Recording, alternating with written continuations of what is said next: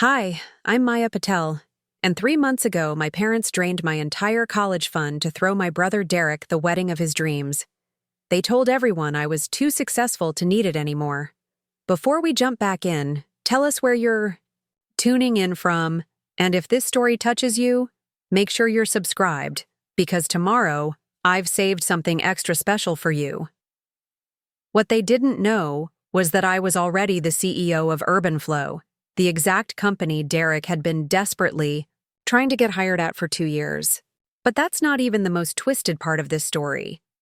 The most twisted part was watching my father stand up at the reception, champagne glass raised high, telling 300 guests how proud he was of his brilliant architect's son, while I sat in the back corner, having just discovered that my life savings had been converted into ice sculptures and premium bar service. They thought I was just another tech worker living paycheck to paycheck in downtown Phoenix. They had no idea I was the person who'd been rejecting Derek's job applications for the past 18 months.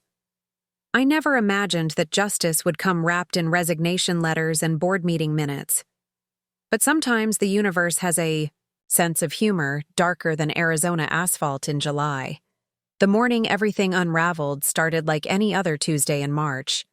The Phoenix sun was already climbing toward another scorching day, and I was reviewing quarterly projections in my downtown loft when my phone buzzed with a text from Mom. Derek's engagement party is this Saturday at the house. Wear something nice for once. We have important people coming. I stared at the message, feeling that familiar knot form in my stomach. Carol Patel had perfected the art of making every invitation sound like a criticism. Wear something nice for once, as if my usual business attire wasn't adequate for her social circle. I'd learned years ago that nothing I wore would ever be quite right in her eyes, but I still found myself mentally cataloging my closet for something that might pass her inspection.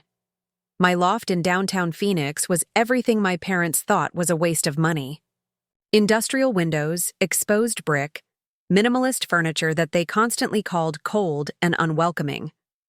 But it was mine, bought with my own money, decorated according to my own taste.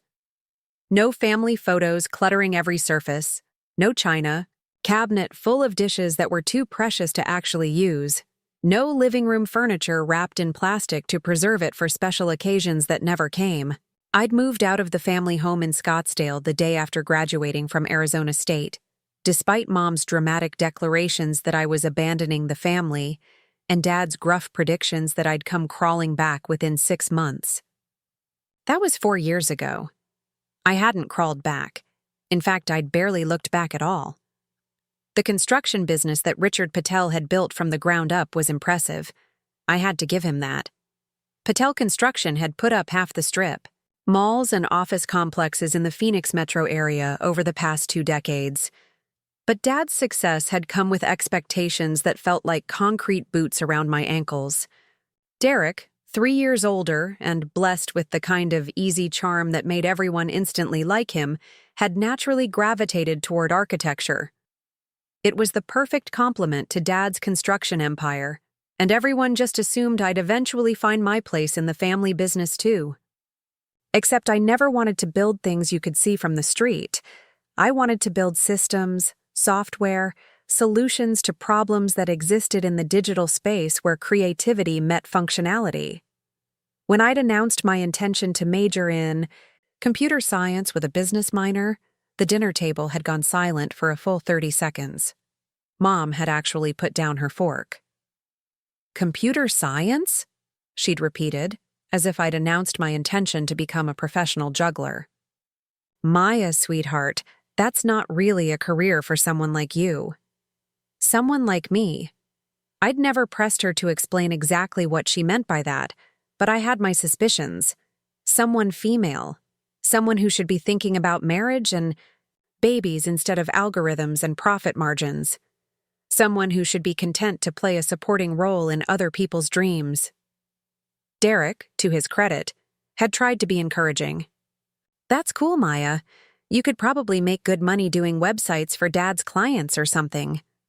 His enthusiasm had been genuine. even if his understanding of what computer science actually involved was roughly equivalent to my understanding of advanced calculus.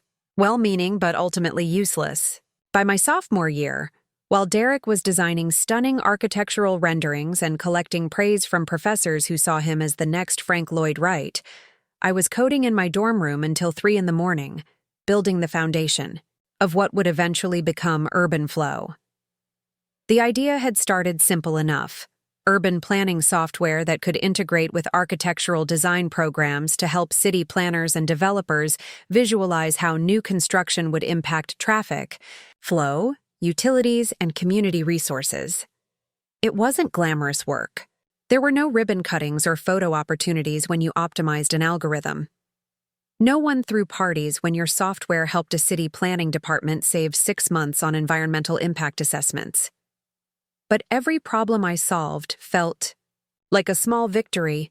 Every efficiency I created had ripple effects that could improve thousands of people's daily lives in ways they'd never even notice. The Saturday of Derek's engagement party arrived with the kind of oppressive heat that made Phoenix summers legendary. By noon, the temperature was already pushing 95 degrees, and the weather app on my phone was cheerfully predicting a high of 108. I'd chosen a navy blue wrap dress that was professional without being too corporate, paired with nude heels that added just enough height to make me feel confident without towering over everyone else. Mom's definition of something nice was always a moving target, but this outfit had served me well at client meetings and investor presentations. The drive from downtown to Scottsdale took me through familiar territory that felt increasingly foreign each time I made the trip. The city was expanding outward at a pace that would have been alarming if I hadn't spent the last 2 years helping municipal planning departments manage exactly this kind of growth. New housing developments bloomed like desert flowers after a rare rainstorm. Identical stucco houses in beige and tan stretching toward the mountains in neat, predictable rows. My parents' house sat in one of the older, more established neighborhoods, where the lots were larger and the houses had character beyond their square footage. Dad had bought the property 20 years earlier, back when Scottsdale was still more cowboy than country club, and had spent the intervening decades expanding and improving it until it looked like something from a luxury home magazine. The landscaping alone probably cost more than most people's cars, all native plants and artistic stonework that required minimal water but maximum aesthetic impact. Cars were already lining the circular driveway when I arrived, a collection of luxury SUVs and German sedans that represented the cream of Phoenix's construction and development community. I recognized most of them: the silver Mercedes that belonged to Tom Hartwell, who ran the biggest commercial development firm in the state; the black BMW SUV that Janet Pierce drove, the city planning director who'd become something of a family friend over the years; the pristine white Lexus that could only belong to the Hendersons, whose architectural firm had collaborated with Dad on dozens of projects. These were Derek's people, I realized as I parked my modest Honda Civic at the end of the line. Successful, established, connected. The kind of professionals who networked at charity galas and made deals on golf courses. I'd been invited to these gatherings my entire adult life, but I'd never quite figured out how to fit into conversations about zoning regulations and construction permits when my own work existed in a completely different sphere. The front door was propped open, and I could hear laughter and conversation spilling out into the evening air, along with the artificial chill of aggressive air conditioning. Mom appeared in the doorway before I'd even reached the porch steps, arms already extended for the kind of hug that was more performance than affection. "Maya, there you are, sweetheart. We were starting to wonder if you'd make it." Her smile was brilliant and just slightly strained around the edges. Maya Patel had perfected the art of making concern sound like criticism, as if my arrival exactly on time was somehow evidence of poor planning on my part. She looked stunning, as always. At 52, Mom could still turn heads in a room full of people half her age. Preparing and narrating this story took us a lot of time, so if you are enjoying it, subscribe to our channel. It means a lot to us. Now back to the story. Tonight, she was wearing a flowing turquoise dress that complemented her silver jewelry and made her dark eyes sparkle. Her hair was styled in the kind of effortless waves that required an hour with a professional, and her makeup was flawless, despite the heat. "Traffic was lighter than I expected," I said, accepting her hug and the brief cloud of expensive perfume that came with it. "The house looks beautiful." It did look beautiful. Mom had transformed the already impressive living spaces into something that could have been featured in Phoenix Home and Garden. Strings of warm lights created intimate conversation areas. The dining room table was laden with an impressive spread of appetizers and desserts, and every surface held carefully arranged flowers in shades of coral and gold that picked up the sunset colors of the desert landscape visible through the floor-to-ceiling windows. "Well, you know how important this is to Derek," Mom said, steering me toward the main gathering area where voices and laughter created a warm buzz of social energy. "Amber's family is flying in from Portland next week for the wedding planning. Meetings, and we want everything to be perfect." Amber. Derek's fiancée was 26, blonde, and possessed the kind of effortless beauty that made other women instinctively check their lipstick. She worked as a marketing coordinator for a high-end resort chain, a job that seemed to involve a lot of photogenic travel and social media posts, featuring artfully arranged smoothie bowls and sunset yoga sessions. She was perfectly nice, in the way that people who'd never encountered serious hardship tended to be perfectly nice, optimistic, enthusiastic, uncomplicated. I spotted her across the room, radiant in a flowing white dress that managed to be both elegant and casual, one hand resting on Derek's arm as he gestured animatedly while telling some story to a small crowd of admirers. She laughed at exactly the right moments, asked exactly the right questions, and somehow made everyone around her feel like the most interesting person in the room. It was a gift, I had to admit, even if it was one I'd never possessed. Derek caught my eye and waved me over, his face lighting up with genuine pleasure.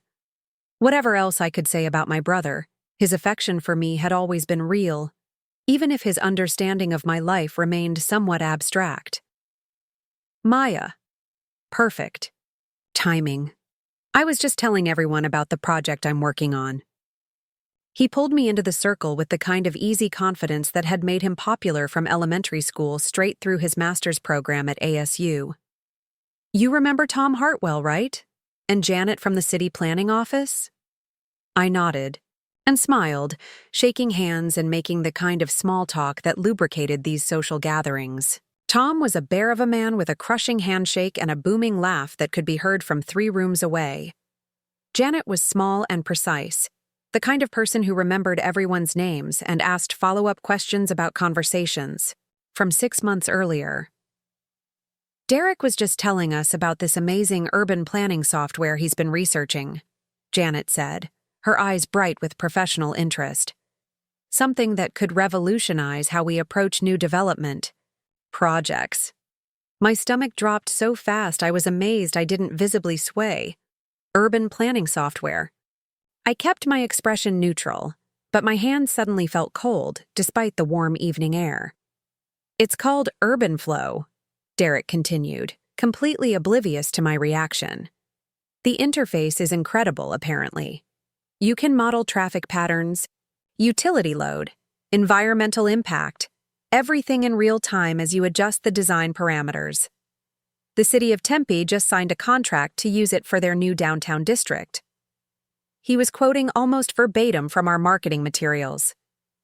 The Tempe contract had been one of our biggest wins this year, a 6-figure deal that had validated everything we'd been building toward, and here was my brother, describing my company's flagship product as if he'd discovered it himself. "Sounds expensive," Tom said with the kind of skeptical chuckle that successful businessmen used when discussing new technology they didn't quite understand. "That's the beauty of it," Derek replied, warming to his theme. "The licensing fees are actually pretty reasonable considering what you get. And apparently the company is small enough that they're still doing custom implementations. I've been trying to get in touch with them about a possible position." With my architecture background and understanding of urban development, I think I could really contribute to their growth. Amber squeezed his arm proudly.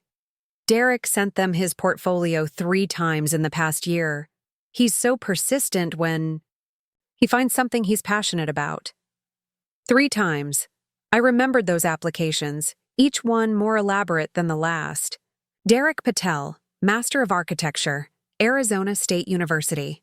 Extensive experience in residential and commercial design. Proficiency in AutoCAD, SketchUp, and various rendering software. References available upon request. What his applications hadn't mentioned was his tendency to submit work late, his habit of promising clients more than he could deliver, or the fact that he'd been let go from his last 2 positions for what his former supervisors had diplomatically called communication issues. As the CEO of UrbanFlow, I'd seen his portfolio, his references, and his interview performance when we'd flown him out to our Tempe office 6 months earlier. He'd been 20 minutes late, blamed Phoenix traffic despite the fact that he lived closer to our office than I did, and had spent most of the interview explaining why his ideas were better than our current development roadmap. When our lead architect had asked him to walk through a specific technical challenge, Derek had given a rambling answer that demonstrated a fundamental misunderstanding of how our software actually worked.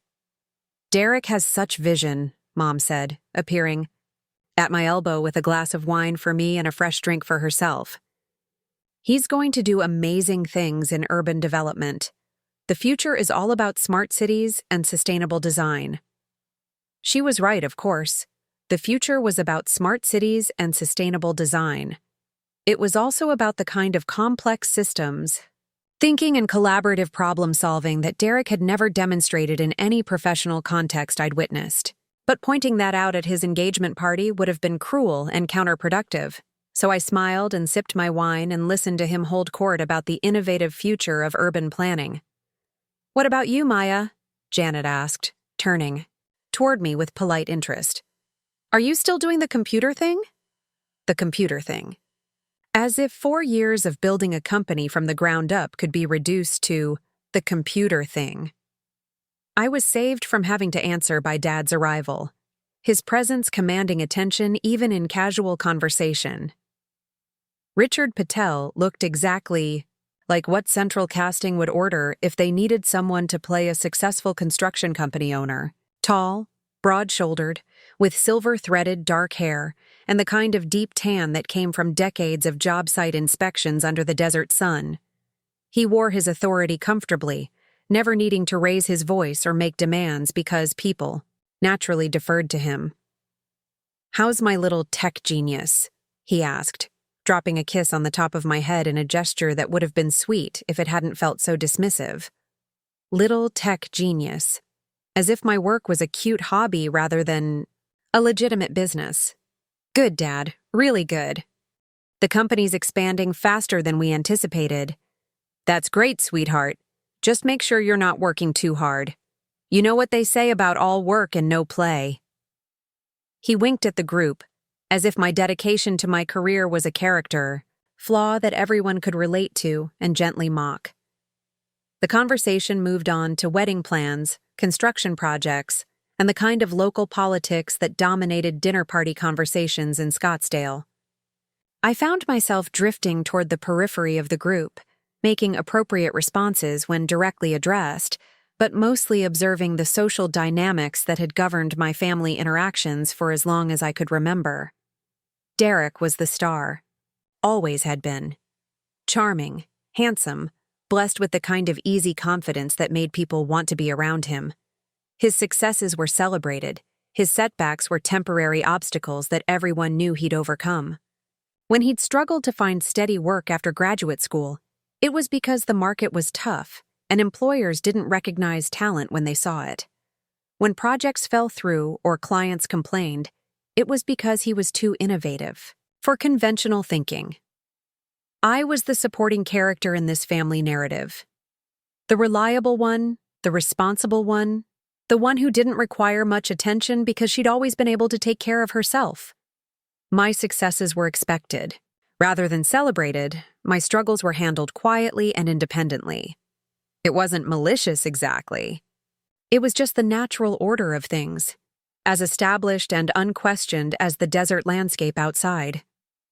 The party continued around me, a pleasant blur of congratulations and wedding planning and professional networking. I made appropriate conversation, laughed at the right moments, and tried not to think about the fact that Derek was essentially taking credit for discovering the company I'd spent 4 years building from nothing.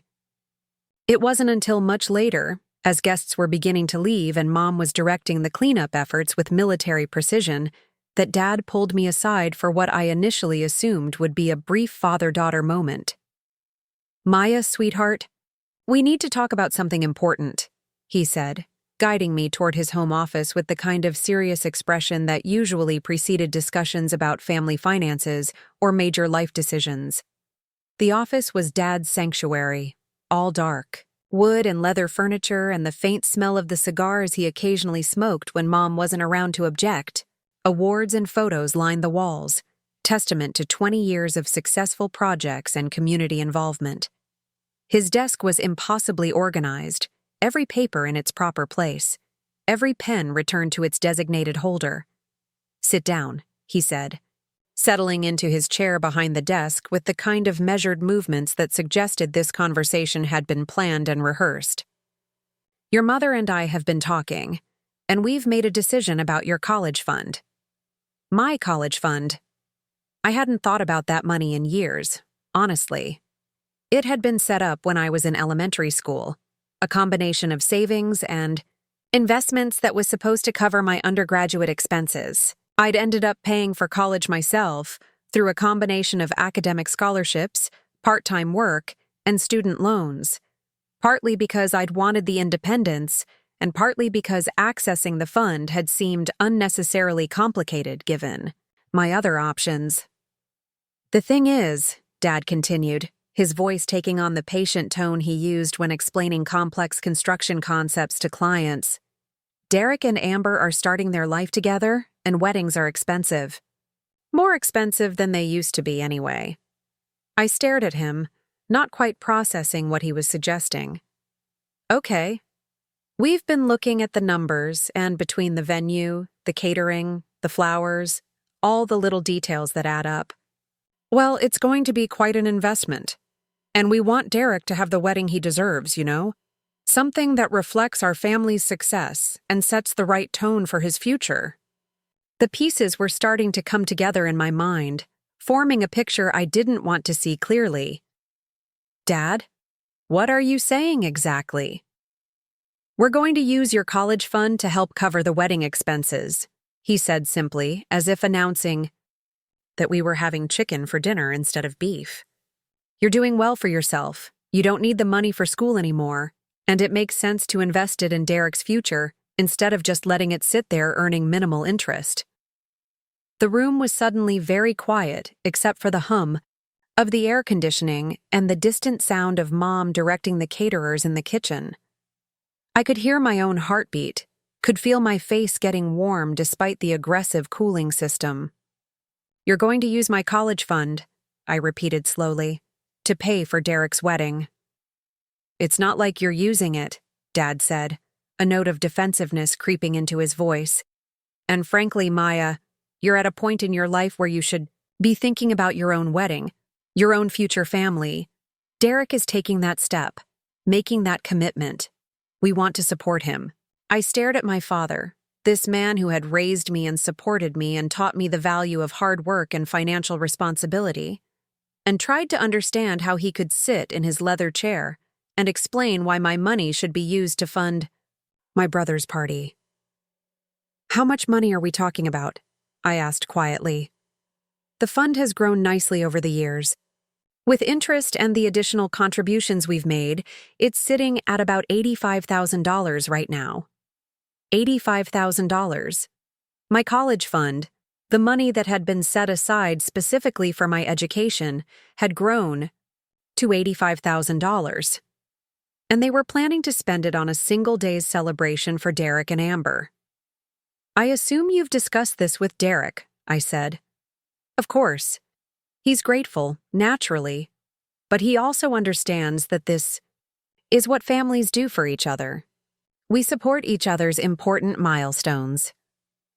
Important milestones. As if my college graduation hadn't been an important milestone. As if building a successful company from the ground up wasn't an important milestone.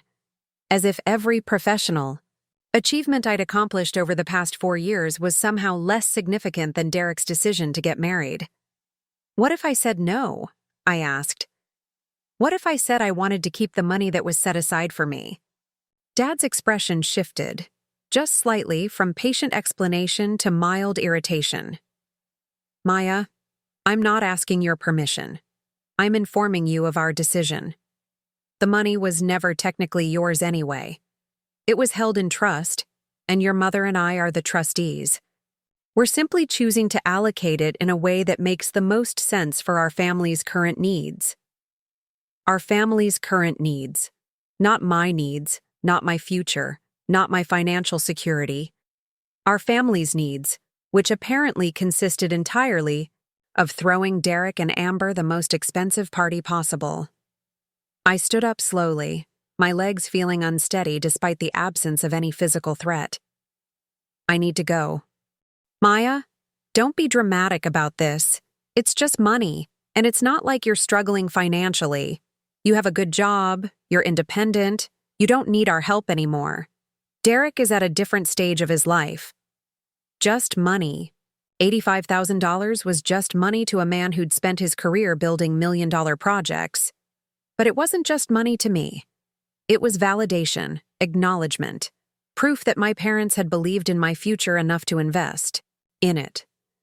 It was security, opportunity, the foundation for everything I'd built since. And they were converting it into centerpieces and wedding cake. I really need to go, I repeated, moving toward the door before I said something I'd regret. We'll talk more about this later, Dad called after me. Once you've had time to think about it rationally, as if my objection to having my college fund raided for my brother's wedding was somehow irrational. As if 27 years of being the responsible, independent, low-maintenance child had earned me nothing more than the assumption that I didn't need or deserve the same level of family investment as Derek. I made it through the goodbyes and thank yous in a haze of automatic responses and forced smiles. Mom hugged me at the door and reminded me about the wedding planning meeting next weekend. Derek and Amber waved from across the room, both of them glowing with happiness and excitement about their future together. The drive back to downtown, Phoenix passed in a blur of streetlights and anger, and the kind of hurt that sits deep in your chest like a stone. By the time I reached my loft, my hands were shaking, and my eyes were burning with tears I refused to let fall. I poured myself a large glass of wine, sat on my minimalist couch in my cold, unwelcoming living room, and stared out at the city lights while trying to process what had just happened. My parents, the people who had raised me to value education and hard work and financial responsibility, had decided that my brother's wedding was a better investment than my future. They didn't know about UrbanFlow, of course. They didn't know that I was the CEO of the company Derek was so desperate to join.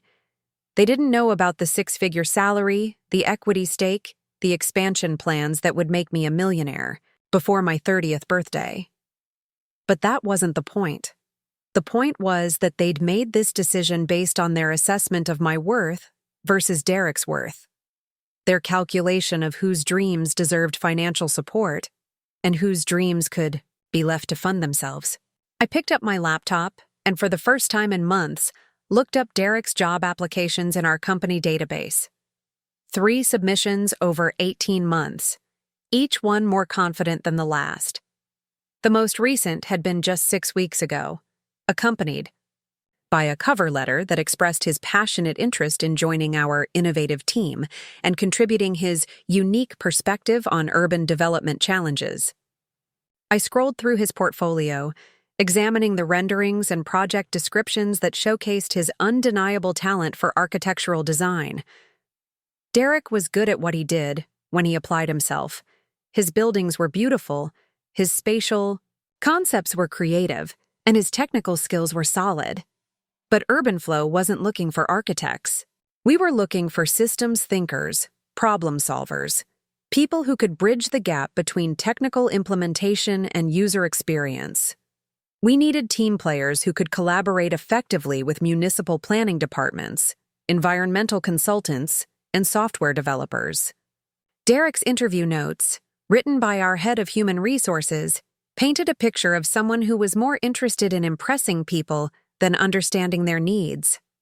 Candidate demonstrated strong technical knowledge, the summary read, but seemed focused on promoting his own ideas rather than learning about our current challenges. Communication style was somewhat domineering. Would recommend passing on this application. I closed the laptop and finished my wine, staring out at Phoenix's sprawling grid of lights. Somewhere out there, Derek and Amber were probably planning seating charts and choosing between salmon and chicken for the reception dinner. Somewhere out there, my parents were congratulating themselves on making a fiscally responsible decision that would give their son the wedding he deserved. And here I was, the CEO of a multi-million-dollar company, feeling like the same overlooked, undervalued daughter I'd been at 18. Tomorrow, I decided, I would start making some decisions of my own. The next morning came with the kind of clarity that only follows a sleepless night of righteous anger. I'd spent hours pacing my loft, alternating between fury and disbelief, until exhaustion finally forced me to lie down around 4 a.m. But sleep hadn't come. Instead, I'd stared at the ceiling, watching the first hints of dawn creep across the exposed brick walls, and made a decision that would change everything. I was going to Derek's wedding, not as the supportive little sister who smiled politely, while her college fund was converted into floral arrangements and premium liquor. I was going as Maya Patel, CEO of UrbanFlow, the woman who held Derek's professional future in her hands. The revelation felt like swallowing lightning. All these months of listening to Derek talk about his dream job, watching him network with city planners and architects, hearing him explain to anyone who would listen why he was perfect for UrbanFlow, and I'd never once considered telling him the truth. It had seemed kinder somehow to let him believe that his rejections were just bad luck or poor timing, rather than the result of his own inadequate interview performance. But kindness, I was beginning to realize, was a luxury I could no longer afford. I showered, dressed in my most professional outfit, and drove to the UrbanFlow offices in Tempe with the kind of focused determination that had carried me through 4 years of 18-hour workdays and impossible deadlines. The building was sleek and modern, all glass and steel and clean lines that spoke to the kind of innovation-focused culture we'd worked hard to establish. Our logo, a stylized cityscape that transformed into flowing water, was etched into the lobby's main wall in letters 3 feet tall. This was my domain, my vision made tangible, my name on the incorporation papers and the lease agreements and the quarterly tax filings. For the first time in 24 hours, I felt like myself again. Maya, you're here early. Zoe Kim, my best friend and UrbanFlow's head of marketing, looked up from her laptop as I passed her office.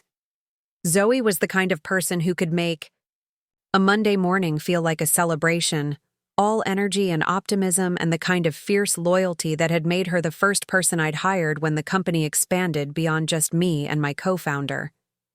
Couldn't sleep, I said, stopping in her doorway. Can you come to my office? I need to talk to you about something. Zoe's expression shifted from casual greeting to professional concern in the span of a heartbeat. Everything okay? Define. Okay, I said, attempting a smile that probably looked more like a grimace. But yes, I think it will be. My office occupied the corner of the 3rd floor, with floor-to-ceiling windows that provided a panoramic view of the Phoenix metro area. On clear days, I could see all the way to the mountains that ringed the valley, their peaks sharp against the endless blue sky. Today, the morning light was soft and golden, casting everything in the kind of warm glow that made Arizona's desert landscape look like something from a travel magazine. Zoe settled into one of the chairs across from my desk, her dark eyes bright with curiosity and concern. Okay, what's going on? You look like you've been hit by a truck. More like hit by a family, I said, sinking into my chair and trying to figure out where to begin. Do you remember Derek Patel? He's applied here a few times? Your brother Derek? Zoe's eyebrows shot up. The architect who keeps sending us those elaborate portfolios with the overly confident cover letters. That's the one. I pulled up his file on my computer, scrolling through the applications and interview notes. He doesn't know I work here, obviously. Doesn't know I'm the CEO. My family thinks I'm just another tech worker living paycheck to paycheck. Zoe stared at me for a long moment, processing this information. Maya, why haven't you told them? It was a fair question, and one I'd been asking myself for months. Because they never asked, I said finally. Because they assumed my work wasn't important enough to be worth understanding. Because Derek has been so desperate to get hired. Hear that it felt cruel to tell him his little sister was the one making the hiring decisions. And now? Now they've decided to spend my college fund on Derek's wedding. I explained the previous evening's conversation with Dad, watching Zoe's expression cycle through confusion, disbelief, and finally, outrage. They're stealing your money to pay for his party, she said, her voice rising with indignation. Maya, that's insane. That's theft. Technically, it's not theft, I said, though the distinction felt meaningless. The fund was held in trust with my parents as trustees. They have legal authority to make decisions about how it's used. Legal authority doesn't make it right, Zoe said firmly. What are you going to do? I turned to look out the window, watching the morning traffic build on the highways that connected Phoenix's sprawling suburbs. Somewhere out there, Derek was probably getting ready for another day of job hunting, still believing that his dream position at UrbanFlow was just a matter of persistence and good timing. Somewhere out there, my parents were congratulating themselves on making a practical decision that would give their son the wedding he deserved. I'm going to the wedding, I said, and I'm going to tell them exactly who I am. Zoe was quiet for a moment, thinking through the implications. That's going to be quite a revelation. Yes, it is. I turned back to my computer, pulling up Derek's most recent application. I'm also going to make some personnel decisions that are long overdue. The next 2 weeks passed in a blur of wedding preparations and strategic planning.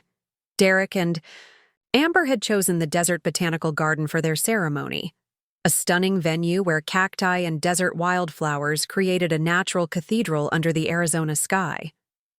200 guests would witness their vows, then proceed to the adjacent reception space for dinner, dancing, and speeches that would undoubtedly celebrate Derek's bright future and promising career.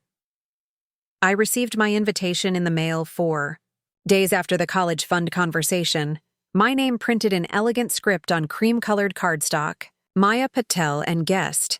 It read, as if I were a distant acquaintance rather than the bride's sister-in-law. The ceremony would begin at 6 in the evening, time to catch the golden hour when the desert light turned everything magical. Mom called, twice to discuss my outfit, both conversations leaving me feeling like I was being prepared for inspection rather than celebration. Something feminine and elegant, she advised during the first call.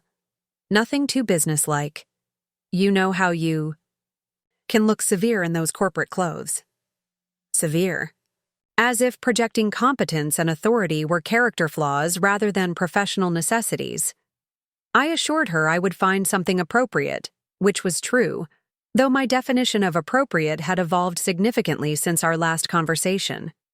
At work, I threw myself into preparation for the quarterly board meeting, scheduled for the day after Derek's wedding. Our growth projections were ahead of schedule, new client contracts were exceeding expectations, and the expansion into the California market was proceeding faster than anyone had dared to hope. UrbanFlow was becoming exactly what I'd envisioned when I'd written the first lines of code in my dorm room, a company that solved real problems for real people while building sustainable value for everyone involved. The irony wasn't lost on me. Derek had been trying to join the most successful period in UrbanFlow's history, The exact moment when his architectural background and urban planning interests could have been genuinely valuable to our team. If he'd been a different person, someone capable of collaboration and genuine curiosity, rather than self-promotion and entitlement, he might have found a place with us. But he wasn't a different person. He was Derek Patel, charming and confident and completely convinced that his talent entitled him to whatever he wanted. And I was Maya Patel, CEO of the company he coveted, daughter whose college fund he'd accepted, as payment for his wedding without a moment's hesitation. The morning of the wedding dawned clear and bright, with the kind of crystalline blue sky that made Phoenix's desert setting look like something from a postcard. The temperature was climbing toward another scorching day, but the evening ceremony would benefit from the natural cooling that came with sunset in the desert. I spent the morning at the spa, getting the kind of professional treatment that I usually considered an unnecessary luxury. Manicure, pedicure, facial, hairstyling that transformed my usually practical ponytail into something that belonged in a magazine. The woman doing my makeup was an artist, using subtle techniques to enhance my features without making me look like someone else entirely. When I looked in the mirror, I saw Maya Patel, CEO. Not the overlooked daughter or the supportive little sister, but the woman who had built a multi-million-dollar company from nothing but vision and determination. The woman who employed 37 people and had contracts with municipal governments across 3 states. The woman who had been featured on the cover of Phoenix Business Journal and had been invited to speak at urban planning conferences from San Francisco to Austin. My dress was a masterpiece of understated elegance. Navy blue silk that draped perfectly and moved like water when I walked. It was professional without being corporate, sophisticated without being flashy, expensive without being ostentatious. I paired it with simple diamond earrings and the watch that Zoe had given me when UrbanFlow secured its first major client contract. I looked successful. I looked confident. I looked like someone who belonged at the head table rather than in the back corner by the kitchen doors. The drive to the Desert Botanical Garden took me through some of Phoenix's most beautiful neighborhoods, past golf courses and luxury resorts, and the kind of carefully manicured desert landscaping that showcased the region's natural beauty without requiring massive water consumption. The venue was everything Derek and Amber had promised: stunning, sophisticated, and expensive enough to make a statement about their taste and their family's financial resources. Cars were already filling the parking areas when I arrived, the same collection of luxury vehicles that had lined my parents' driveway at the engagement party. I recognized most of them, could probably name the owners and their professional affiliations. Phoenix's development and construction community was smaller than it appeared, and everyone knew everyone else's business. I parked my Honda Civic next to a spotless white Tesla and checked my appearance in the rearview mirror one final time. My makeup was perfect, my hair was still holding its professional styling, and my expression was calm and controlled. I looked like someone who had never doubted her place in the world, someone who had never spent a family gathering wondering if she'd ever be more than an afterthought. The ceremony space was breathtaking. Rows of white chairs were arranged in perfect lines facing a natural altar formed by towering saguaro cacti and blooming desert wildflowers. The late afternoon light filtered through the branches, creating patterns of gold and shadow that shifted with the gentle breeze. String lights were woven through the vegetation, ready to create a magical atmosphere as sunset approached. I found my assigned seat 6 rows from the front, not quite family, but not quite general seating either. The placement felt deliberate, a careful calculation of my importance in the family hierarchy. Important enough to be included, not important enough to be featured. The program was elegant, cream-colored cardstock that matched the invitations, with Derek and Amber's names printed in the same flowing script. Inside, the wedding party was listed in order of importance: best man, maid of honor, groomsman, bridesmaids, flower girl, ring bearer. My name appeared at the bottom of the second page under other family members, grouped with distant cousins and elderly aunts. Other family members. After 27 years of being Richard and Carol Patel's daughter, I had been relegated to the status of other family member at my brother's wedding. I tucked the program into my purse and settled back to watch the pre-ceremony activities. Guests were arriving in clusters, greeting each other with the kind of enthusiastic warmth that characterized Phoenix's tight-knit professional community. I recognized architects and contractors, city planners and real estate developers, the people who shaped the physical landscape of one of America's fastest-growing metropolitan areas. Maya Patel? The voice was familiar, and I turned, to see Janet Pierce approaching with a warm smile. Janet looked elegant in a flowing dress that complemented her silver hair. Every inch the successful professional who had navigated decades in the male-dominated world of municipal planning. "Janet, hi," I said, standing to accept her hug. "You look wonderful." "So do you, dear. That dress is absolutely stunning." Janet's eyes were sharp with professional assessment. "I've been thinking about our conversation at Derek's engagement party about that urban planning software he was so excited about. UrbanFlow, wasn't it?" My stomach tightened, but I kept my expression neutral. "Yes, I think that was the name. We've been looking into it for the city's new development projects," Janet continued, settling into the empty chair beside me. "The capabilities sound impressive, but the pricing is quite steep. Do you know anything about the company?" I could feel the moment balanced on a knife's edge. I could deflect, change the subject, maintain the fiction that had protected my family's ignorance for the past 4 years, or I could begin the process of revelation that would reshape every relationship in my life. "Actually," I said, my voice steady and clear, "I know quite a bit about UrbanFlow. I'm the CEO." Janet's eyes widened, her professional composure cracking, just slightly. "You're the CEO? Maya, that's incredible. I had no idea." "Most people don't," I said, surprised by how good it felt to finally say the words out loud. "My family doesn't know. They think I work in tech support or something equally mundane." "But Maya, UrbanFlow is revolutionary. You're transforming how cities approach development planning. I've been trying to get a meeting with the executive team for months." "Well," I said, pulling a business card from my purse, "consider this your meeting. Call me tomorrow and we'll discuss what the city needs." Janet stared at the business card, reading my name and title printed in clean, professional font. Maya Patel, Chief Executive Officer, UrbanFlow Solutions. "This is extraordinary," she whispered. "Derek is going to be so excited when he finds out his sister is the CEO of his dream company." "Yes," I said, watching the wedding party begin to assemble at the back of the ceremony space. "I imagine he will be."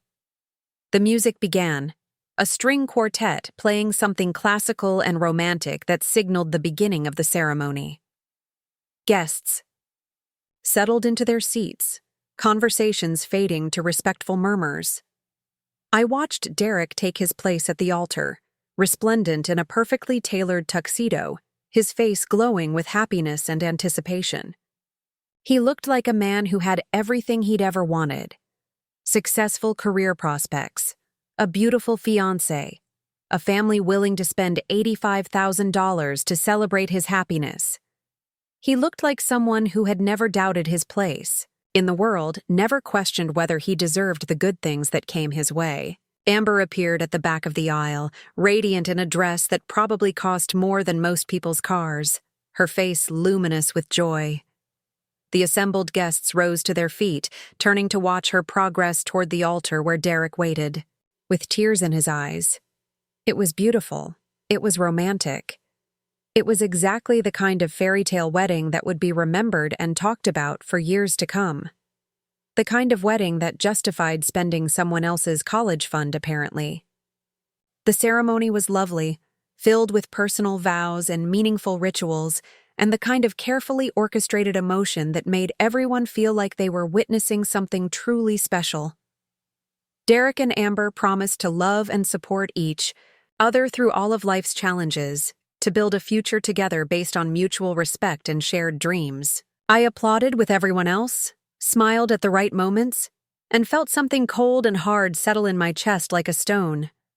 They were promising to support each other's dreams while standing in a venue paid for with money that had been set aside for my dreams. They were vowing to face life's challenges together, while my own family had decided that my challenges were less important than their celebration. The reception began with cocktails on the garden's main terrace, a space that showcased the desert's natural beauty while providing all the amenities of a luxury venue. Servers circulated with champagne and appetizers, a live jazz band provided background music, and the golden light of sunset began to paint the sky in shades of coral and purple. I found myself at the center of a small crowd of professional acquaintances, all of them eager to discuss UrbanFlow's services and capabilities. Word of my identity had spread quickly through the tight-knit community, and everyone wanted to understand how Richard Patel's daughter had become the CEO of the region's most innovative urban planning company. Maya, I can't believe we didn't know, said Tom Hartwell, the commercial developer who had been impressed by Derek's software knowledge at the engagement party. You've been sitting right under our noses this whole time. I prefer to let the work speak for itself, I said diplomatically, though the truth was more complicated. UrbanFlow's success has always been about solving real problems for real clients, not about who founded the company. But still, said another guest, a woman whose architectural firm had been struggling to adapt to new city planning requirements, it must be satisfying to know that your brother has been promoting your company to everyone he meets. Satisfying. That was one word for it. I was saved from having to respond by the arrival of Derek himself, still glowing from the ceremony and the flood of congratulations that had followed. He looked like a man who had just achieved everything he'd ever wanted, radiating the kind of confidence that came from being universally celebrated. Maya, there you are, he said, pulling me into an enthusiastic hug that smelled of expensive cologne and champagne. You look absolutely stunning. I'm so glad you're here. Congratulations, Derek, I said, accepting his embrace and trying to process the complexity of my emotions. The ceremony was beautiful. Thanks, sis. He stepped back, keeping his hands on my shoulders, his eyes bright with alcohol and happiness. I can't believe how perfect everything is. The venue, the weather, the turnout. And Amber looks like a princess, doesn't she? She's radiant, I agreed, because it was true. Amber did look like a princess, glowing with happiness and the kind of uncomplicated joy that made everyone around her feel lighter. Derek, Tom Hartwell interrupted. I don't think you know who you're talking to. Derek's brow furrowed slightly. What do you mean? This is my sister Maya. Your sister Maya?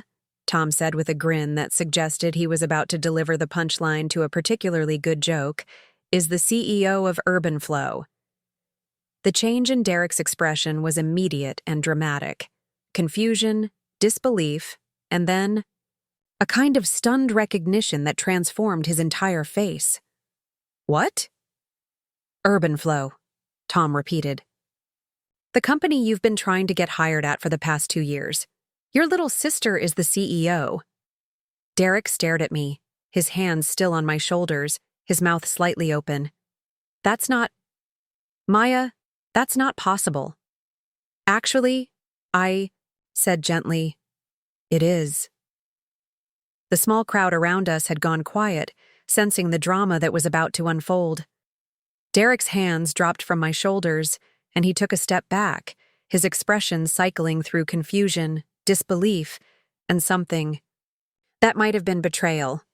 You're the CEO of UrbanFlow, he said slowly, as if testing the words to see if they made sense. The company I've been trying to get hired at. Yes? The company I've been telling everyone about. The company I've been using as an example of innovative urban planning. Yes. The company that's been rejecting my applications. I met his eyes, seeing the moment when the full implications hit him. Yes. Derek was quiet for a long moment, processing this information while the assembled guests watched with the kind of fascination that people reserve for car accidents and celebrity meltdowns. When he finally spoke, his voice was carefully controlled, but I could hear the edge of anger underneath. "How long?" he asked. "How long what? How long have you been the CEO? How long have you known I was applying there?" 4 years, I said, "since I founded the company. And yes, I've seen all your applications." The silence stretched between us, thick with implications and unspoken accusations. Derek's face was flushed, whether from embarrassment or anger or the champagne, I couldn't tell. The guests around us were watching with undisguised interest, sensing that they were witnessing something significant. "Ladies and gentlemen," a voice called from the main reception area, "please join us for dinner. The bride and groom will be making their entrance momentarily." The crowd began to disperse, people moving toward the dining area with the kind of reluctant curiosity that suggested they would have preferred to stay and watch the family drama unfold.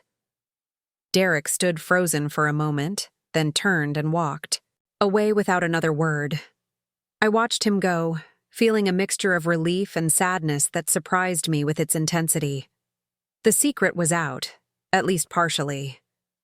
There would be no going back to the comfortable fiction that had protected everyone's feelings for the past 4 years. The reception dinner was a masterpiece of culinary artistry and logistical precision.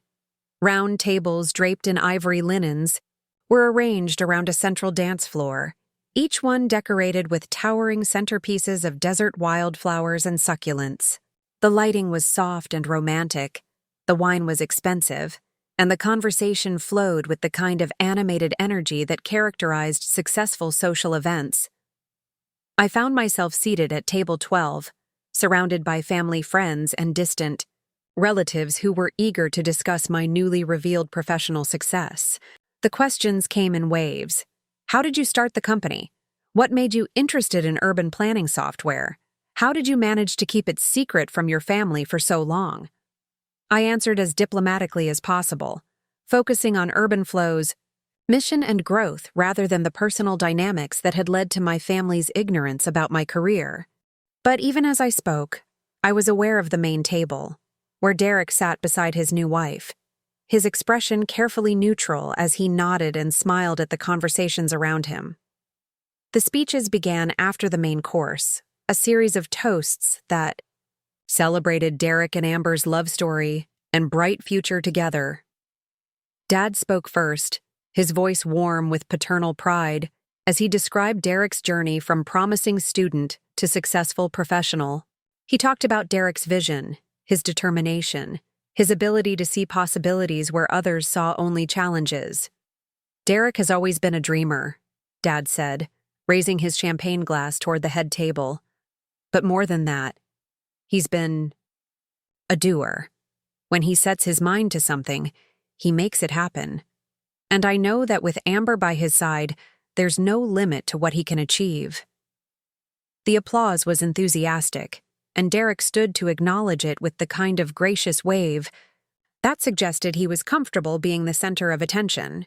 His smile was perfect, his posture confident, his response to the accolades exactly what everyone expected from the golden boy of the Patel family. Mom spoke next, her voice trembling with emotion as she welcomed Amber into the family and reflected on the joy of watching Derek find his perfect match. She talked about the values that had guided their family, the importance of supporting each other's dreams, the pride she felt in seeing her children succeed. "We've always taught our children that family comes first," she said, her eyes bright, with tears. "That we support each other, celebrate each other's victories, and stand together through whatever challenges life brings. Derek and Amber, you have that foundation now. You have each other, and you have all of us behind you. Family comes first. Support each other. Celebrate each other's victories." I lifted my champagne glass with everyone else, but the words felt hollow in my ears. My family had supported Derek's dream wedding by raiding my college fund. They had celebrated his victories while remaining oblivious to mine. They had stood behind him while never noticing that I was achieving things they'd never imagined possible. The speeches continued, each one building on the theme of Derek and Amber's bright future together. Amber's father spoke about gaining a son. Derek's best man shared stories of their friendship, and various friends and relatives offered their congratulations and well wishes. I waited, half expecting to be called upon to offer my own toast as Derek's sister. But the evening progressed without any invitation for me to speak, and eventually the speeches concluded with a final toast to the happy couple. It was during the dancing that Derek finally sought me out, approaching my table with the kind of determined stride that suggested he'd been building up to this conversation all evening. The band was playing something slow and romantic, and most of the guests were either on the dance floor or gathered around the bar, giving us a semblance of privacy. "We need to talk," he said, his voice low but intense. "Yes," I agreed. "We do." He gestured toward a quieter corner of the reception area, away from the main crowd but still within sight of the other guests. I followed him, my heels clicking. Against the stone floor, my heart beating faster despite my outward calm. "Maya," he began, then stopped, seemingly at a loss for words. "I don't understand. How could you not tell me?" "Tell you what exactly?" "That you're the CEO of UrbanFlow. That you've been rejecting my applications. That you've been sitting there listening to me talk about my dream job when you're the one who's been saying no." I looked at him. This man who had been my big brother, my protector, my example of what success looked like. He was still handsome, still charming, still radiating the kind of confidence that made people want to follow him. But there was something else in his expression. Now, something that looked like betrayal. "Derek," I said carefully, "I didn't tell you because I didn't think it mattered. You never asked about my work, never showed any interest in what I was doing professionally. You assumed I was just another tech worker, and I let you assume that because it seemed easier than explaining something you didn't want to understand. But you knew I was applying there. You knew how important it was to me." "Yes, I knew, and I reviewed your applications just like I review everyone else's. The decisions weren't personal, Derek. They were professional." His face flushed darker. "Not personal? Maya, I'm your brother. Doesn't that count for something?"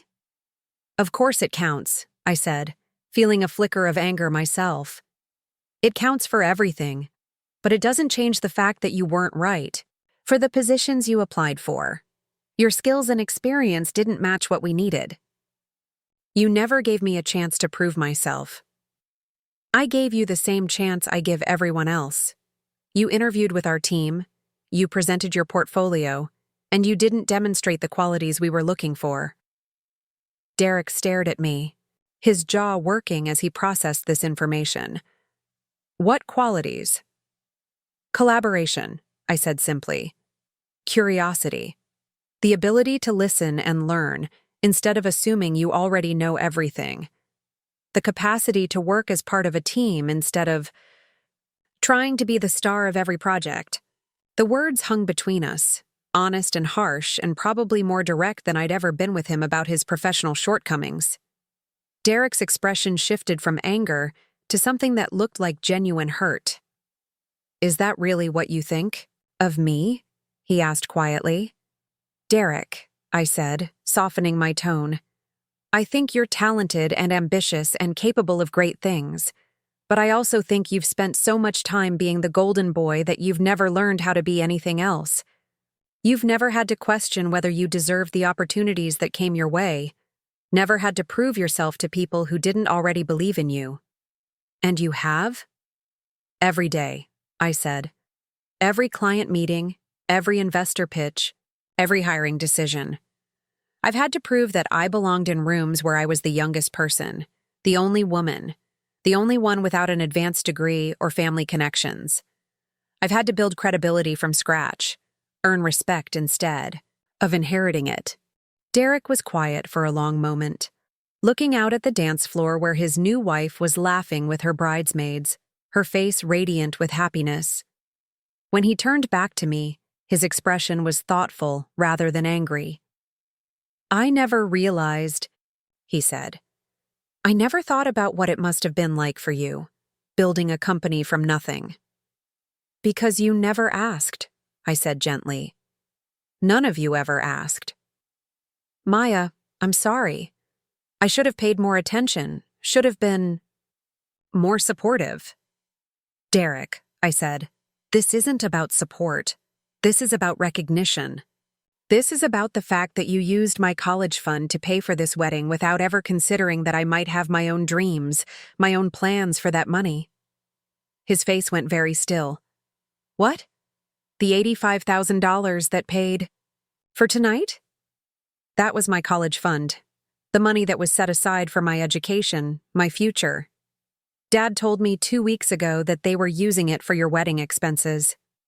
Derek stared at me, his face cycling through confusion, disbelief, and finally horror. "Maya, I didn't know. I swear to you, I didn't know it was your money. What did you think it was?" I assumed it was just family money, Mom and Dad's savings or something from the construction business. I never thought." He trailed off, the full implications clearly hitting him for the first time. "You never thought that maybe I had my own financial needs? My own plans for my future?" "Maya, I'm so sorry. I had no idea. If I'd known, what would you have done differently?" I asked. "Would you have refused the money, scaled back the wedding, told Mom and Dad that my college fund should be used for my future instead of your party?" Derek opened his mouth, then closed it, clearly struggling with the question. We both knew the answer, and his silence was more honest than any words could have been. "I need to fix this," he said finally. "I need to pay you back." "With what money?" I asked. "You're starting your marriage with a mortgage and student loans, and no immediate job prospects. How exactly are you planning to pay me back $85,000? "I'll figure it out. I'll get a job, save up, do whatever it takes." "Derek," I said, my voice gentle but firm, "I don't need the money. UrbanFlow is successful. I'm financially secure, and that fund was never going to make or break my future. But that's not the point." "Then what is the point?" "The point is that you took it without asking. The point is that my parents gave it to you without considering whether I might have my own plans for it. The point is that I've spent 27 years being treated like my dreams and ambitions are less important than yours, and I'm tired of it." Derek looked stricken, his earlier confidence completely gone. "Maya, I never meant for you to feel that way." "I know you didn't," I said, "but intention doesn't change impact. And the impact is that I've built a multi-million-dollar company, employed dozens of people, revolutionized how cities approach development planning, and my own family thinks I work in tech support." We stood there in the soft evening light. Brother and sister, our relationship forever changed by the revelations of the past few hours. Around us, the wedding reception continued, guests dancing and laughing and celebrating Derek and Amber's future together. But between us, everything had shifted. "What happens now?" Derek asked. "Now," I said, "you go back to your wedding. You dance with your wife, you celebrate with your friends, and you start your married life. And I go back to running my company and living my life on my own terms." "And us? What happens to us?" I looked at him, this man who had been my hero and my example and my biggest disappointment, all at the same time. "I don't know, Derek. I honestly don't know." He nodded, accepting the uncertainty, and turned to walk back toward the reception. But after a few steps, he stopped and looked back at me. "Maya," he said, "for what it's worth, I'm proud of you. I should have said that years ago, but I'm saying it now. What you've accomplished is incredible." "Thank you," I said, and meant it, even though the words came far too late to heal the hurt they might have prevented. Derek walked back to his wedding, and I stood alone in the desert evening, surrounded by the beauty of the botanical garden and the sounds of celebration. Tomorrow, I would return to my life as Maya Patel, CEO of UrbanFlow, successful entrepreneur, respected professional. Tonight, I was just a woman who had finally told her family the truth about who she really was, and for the first time in years, that felt like enough. The weekend after Derek's wedding passed in a strange haze of normalcy that felt anything but normal. I went through the motions of my usual routine, grocery shopping at the farmer's market downtown, catching up on laundry, reviewing quarterly reports from my home office. But underneath the surface calm, I could feel something fundamental, shifting, like tectonic plates adjusting after an earthquake. Derek had texted me twice since Saturday night, both messages short and awkward. "Thank you for coming to the wedding," followed by, "Can we talk soon?" I hadn't responded to either one. I wasn't angry exactly, but I wasn't ready for the conversation he wanted to have. Some revelations needed time to settle before they could be properly examined. Monday morning brought me back to the UrbanFlow offices with a sense of relief. Here, at least, nothing had changed. I was still Maya Patel, CEO, the woman who had built something remarkable from nothing but determination and caffeine-fueled coding sessions. My identity wasn't in question, my value wasn't debated, and my accomplishments spoke for themselves. Zoe was waiting in my office when I arrived, 2 cups of coffee and a stack of newspapers spread across my desk. "I figured you might need these," she said, gesturing to the coffee. "How was the wedding?" "Educational," I said, settling into my chair and reaching for the larger of the 2 cups. "Derek knows now. About the company, about me being CEO, about everything. How did he take it? Like someone who just discovered his little sister has been holding all the cards he's been trying to play." I sipped the coffee, grateful for the familiar ritual. It was complicated. Zoe leaned forward, her expression shifting from casual interest to professional concern. "Complicated how?" "Maya, this could affect the business. If your family starts interfering with company operations, or if Derek tries to use the connection to pressure us into hiring him." "He won't," I said with more confidence than I felt. "Derek has his flaws, but he's not vindictive. Entitled, maybe, but not malicious." "And your parents? Do they know yet?" I shook my head. "Derek will tell them, probably today. And then?" I trailed off, not sure how to finish the sentence. My parents' reaction was the variable I couldn't predict, the element that would determine whether this revelation brought my family closer together or drove us permanently apart. "You know," Zoe said carefully, "there might be some advantages to this coming out. We've been talking about expanding our client outreach in the Phoenix area, and having the Patel construction connection could open doors." "No," I said firmly. "Whatever happens with my family, UrbanFlow succeeds or fails, on its own merits. I won't use family connections to build our business, and I won't let family drama damage what we've built." Zoe nodded, understanding the distinction. It was one of the reasons I'd hired her in the first place. She had the kind of ethical compass that kept companies honest, even when the easier path might be more profitable. The morning passed in a blur of client calls and project reviews. We were deep into the implementation phase of the Tempe contract, the one Derek had mentioned so enthusiastically at his engagement party, and the city planners were thrilled with the preliminary results. Traffic flow projections were running ahead of schedule, environmental impact assessments were streamlined, and the integration with existing municipal systems was proceeding without the usual technical hiccups. It was exactly the kind of success story that validated everything I'd believed about UrbanFlow's potential when I'd first started writing code in my dorm room. Real problems being solved by innovative technology, creating value for communities while building a sustainable business model. This was what I'd sacrificed family dinners and social events to achieve, what I'd poured my savings and my sanity into building. And Derek had wanted to be part of it, had seen the potential, and recognized the opportunity. I couldn't fault him for that ambition, even if his approach had been all wrong. My phone buzzed with an incoming call from a number I didn't recognize. I almost let it go to voicemail, but something made me answer. Maya Patel. Maya, it's Janet Pierce from the City Planning Office. I hope I'm not calling at a bad time. Not at all, Janet. What can I do for you? Well, after our conversation at the wedding, I spent some time reviewing UrbanFlow's capabilities with my team. We're very interested in discussing a potential partnership for the downtown redevelopment project. I felt a surge of professional satisfaction. The downtown redevelopment project was exactly the kind of high-profile, complex undertaking that could showcase UrbanFlow's full range of capabilities. I'd be happy to discuss it.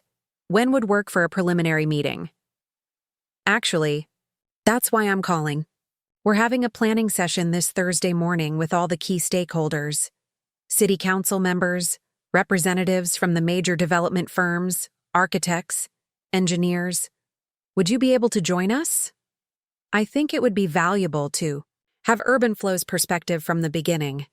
Absolutely. Send me the details and I'll be there. Wonderful. Oh, and Maya? I mentioned to a few people that you're Richard Patel's daughter. I hope that's all right. Some of them have worked with Patel Construction over the years. My stomach tightened. Slightly. Of course that's fine. After I hung up, I sat back in my chair and tried to process the implications. Phoenix's development community was small and interconnected, and news of my identity would spread quickly through the professional networks that shaped the city's growth. By Thursday's meeting, everyone would know that the CEO of UrbanFlow was Richard Patel's daughter, Derek's sister, a member of one of the area's established construction families.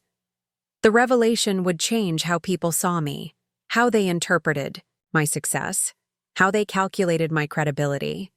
Some would assume I'd had advantages, connections, financial backing that had made my achievements less impressive. Others might see opportunities for partnership or collaboration that hadn't existed before, but the work would remain the same. UrbanFlow's software would still solve the same problems, create the same efficiencies, deliver the same value to clients. My identity might be more complicated now, but my company's worth was still measured in results. The rest of Monday passed without incident, but Tuesday brought the phone call I'd been expecting and dreading in equal measure. Maya. My father's voice was carefully controlled, the tone he used when he was trying to manage a situation that had gotten away from him. We need to talk. Hello, Dad. Derek told us about the wedding conversation. About your company. Yes, I figured he would. Why didn't you tell us? The question was blunt, carrying an undercurrent of hurt that surprised me. 4 years, Maya. 4 years of letting us think you were just getting by, just working. Some entry-level tech job. Because you never asked, I said, echoing what I'd told Derek. Because every time I tried to talk about my work, you changed the subject or made it clear you weren't interested. That's not fair. Isn't it? I could feel my own emotions rising, the accumulated resentment of years of being overlooked and undervalued. Dad, do you remember my college graduation? The speech I gave as valedictorian of the computer science program? There was a pause. Of course I remember. Do you remember what I said about the company I was planning to start? The software I'd been developing? The vision I had for using technology to solve urban planning challenges? Another pause, longer this time. Maya, that was years ago. You were just a student then, full of big ideas.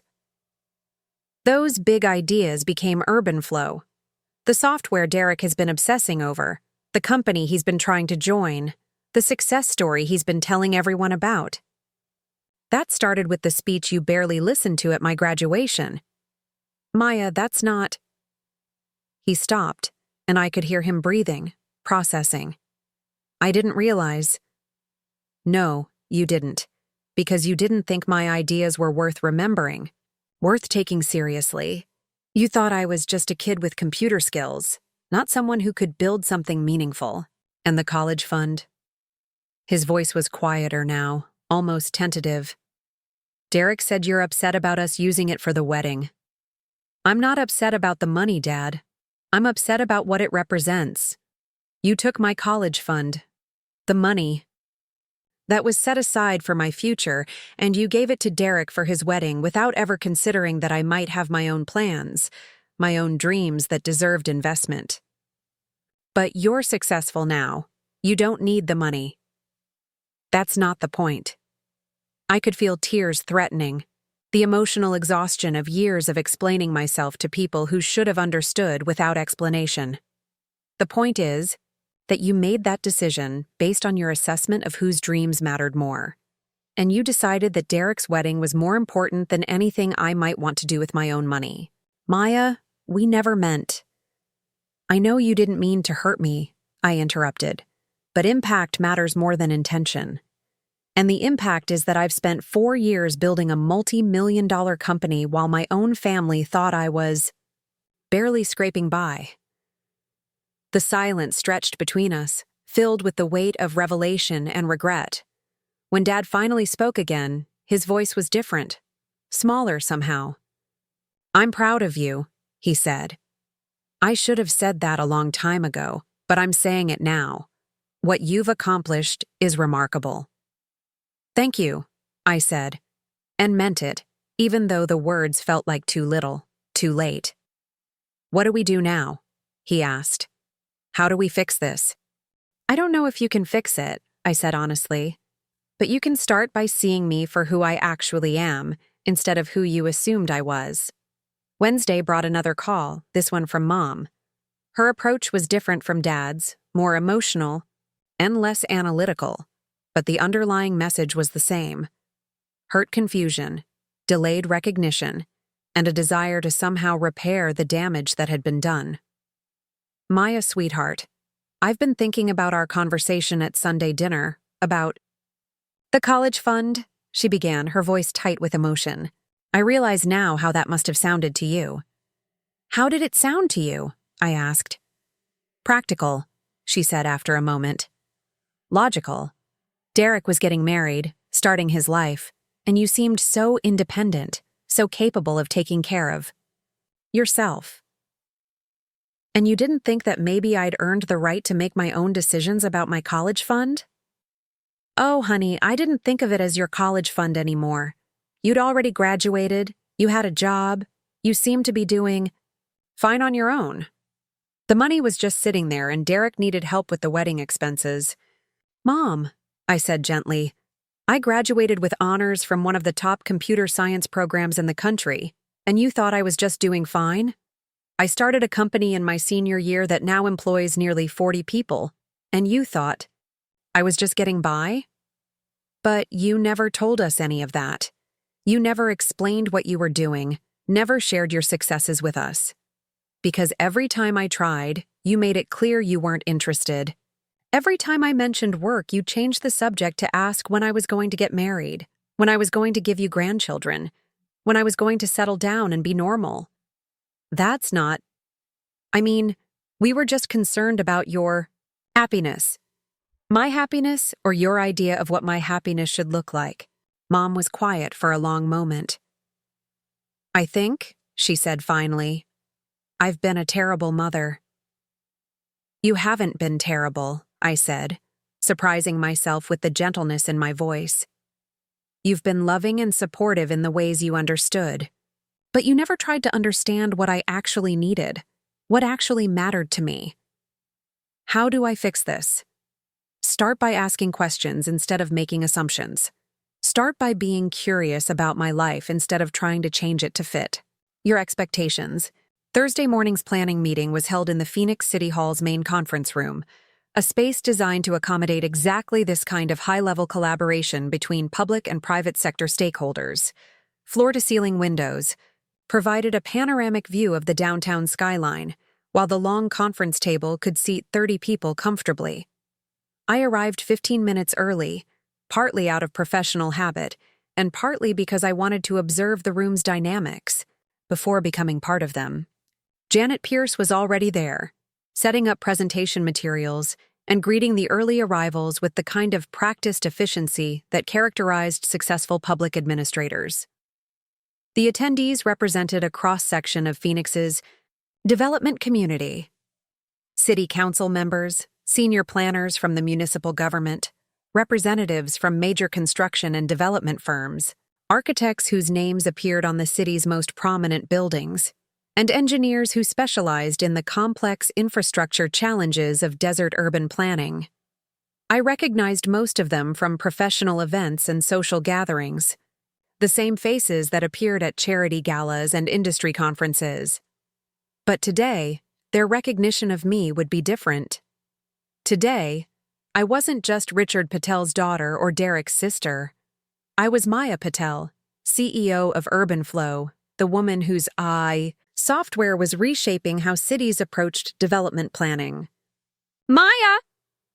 Tom Hartwell's booming voice carried across the conference room as he spotted me near the windows. There she is, the mystery CEO. I still can't believe we didn't know. His greeting drew attention from the other attendees, and I found myself at the center of a small crowd of congratulations and curiosity. Everyone wanted to know how I'd kept my success secret for so long, how I'd built UrbanFlow from the ground up, what it was like to be running a tech company in a field dominated by traditional engineering and construction firms. The questions were friendly and professional, but I could sense the undercurrent of recalculation that was happening.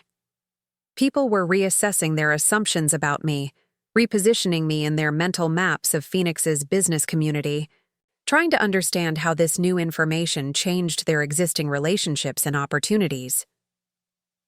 Ladies and gentlemen, Janet called from the head of the table, let's get started.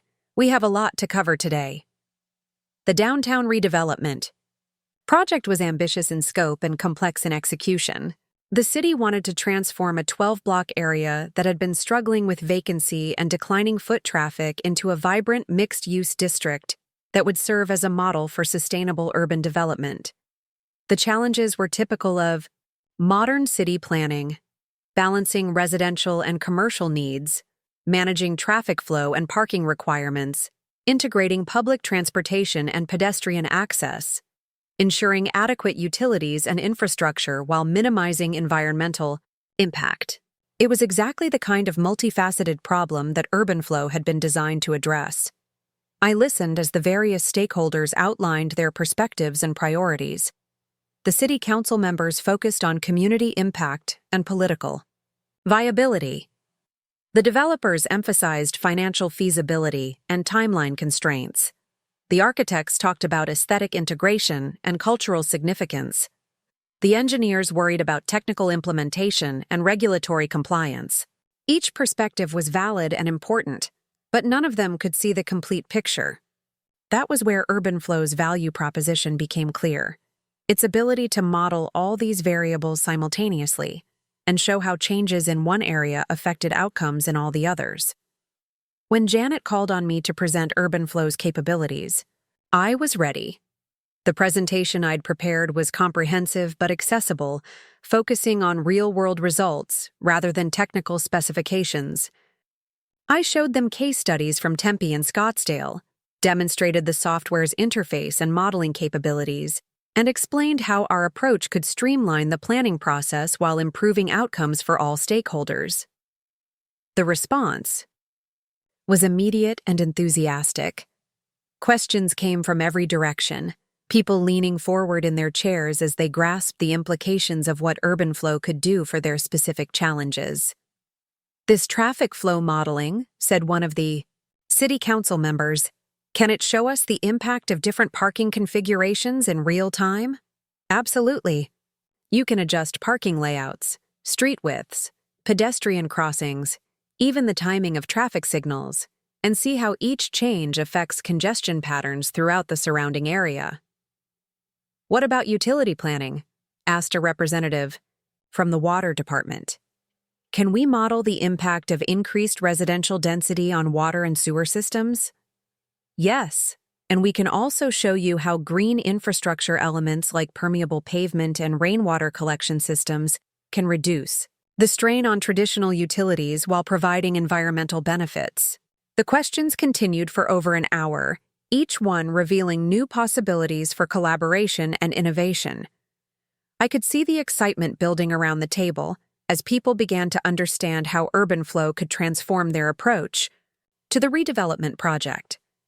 But it was the comment from Robert Chen, one of the city's most respected commercial developers, that crystallized the moment for me. "Maya," he said, "this is revolutionary. Not just the software itself, but having someone with your technical expertise who also understands the business realities of development.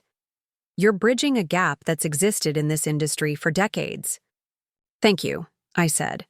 "That's exactly what we set out to do."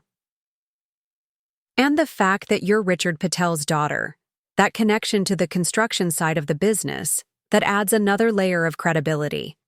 You understand both the theoretical and the practical aspects of building in the desert. The comment was meant as a compliment, but it hit me with unexpected force. Even here, in my moment of professional triumph, my identity was being filtered. Through my family connections, my expertise was being validated not just by what I'd accomplished, but by whose daughter I was. I forced a smile and nodded graciously, but inside I felt the familiar knot of frustration. Would I ever be seen simply as Maya Patel, successful entrepreneur, without the qualifier of whose daughter or sister I happened to be? The meeting concluded with a preliminary agreement to move forward with a pilot program using UrbanFlow's software to model the first phase of the redevelopment project. It was exactly the kind of high-profile contract that could establish us as the dominant player in municipal planning software, the breakthrough that would take UrbanFlow from regional success to national prominence. I should have been celebrating.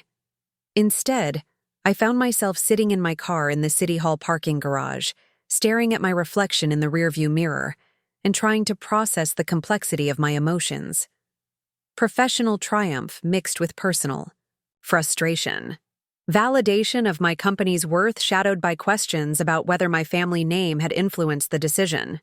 Pride in what I'd built, tempered by the recognition that I would always be seen through the lens of relationships I hadn't chosen. My phone buzzed with a text from Derek. "Dad told me about your meeting today. Congratulations on the city contract. I'm proud of you." I stared at the message, trying to decide how I felt about his pride. Part of me was grateful for the acknowledgement, hungry for the family approval I'd been missing for so long. But another part of me wondered if his pride would have been the same if I'd been Maya Smith, unknown entrepreneur, instead of Maya Patel, his sister. The drive back to UrbanFlow's offices took me through downtown Phoenix, past the construction sites and development projects that were reshaping the city's skyline. Cranes reached toward the desert sky, concrete and steel rising from dusty lots, the visible evidence of human ambition transforming the landscape. Derek's work was part of this transformation, had been from the beginning of his career. He designed buildings that would shelter families and house businesses, creating spaces where people would live and work and dream. It was meaningful work, important work, the kind of tangible achievement that people could see and touch and inhabit. My work was different, more abstract, but no less important. I built systems that helped cities grow more efficiently, more sustainably, more intelligently.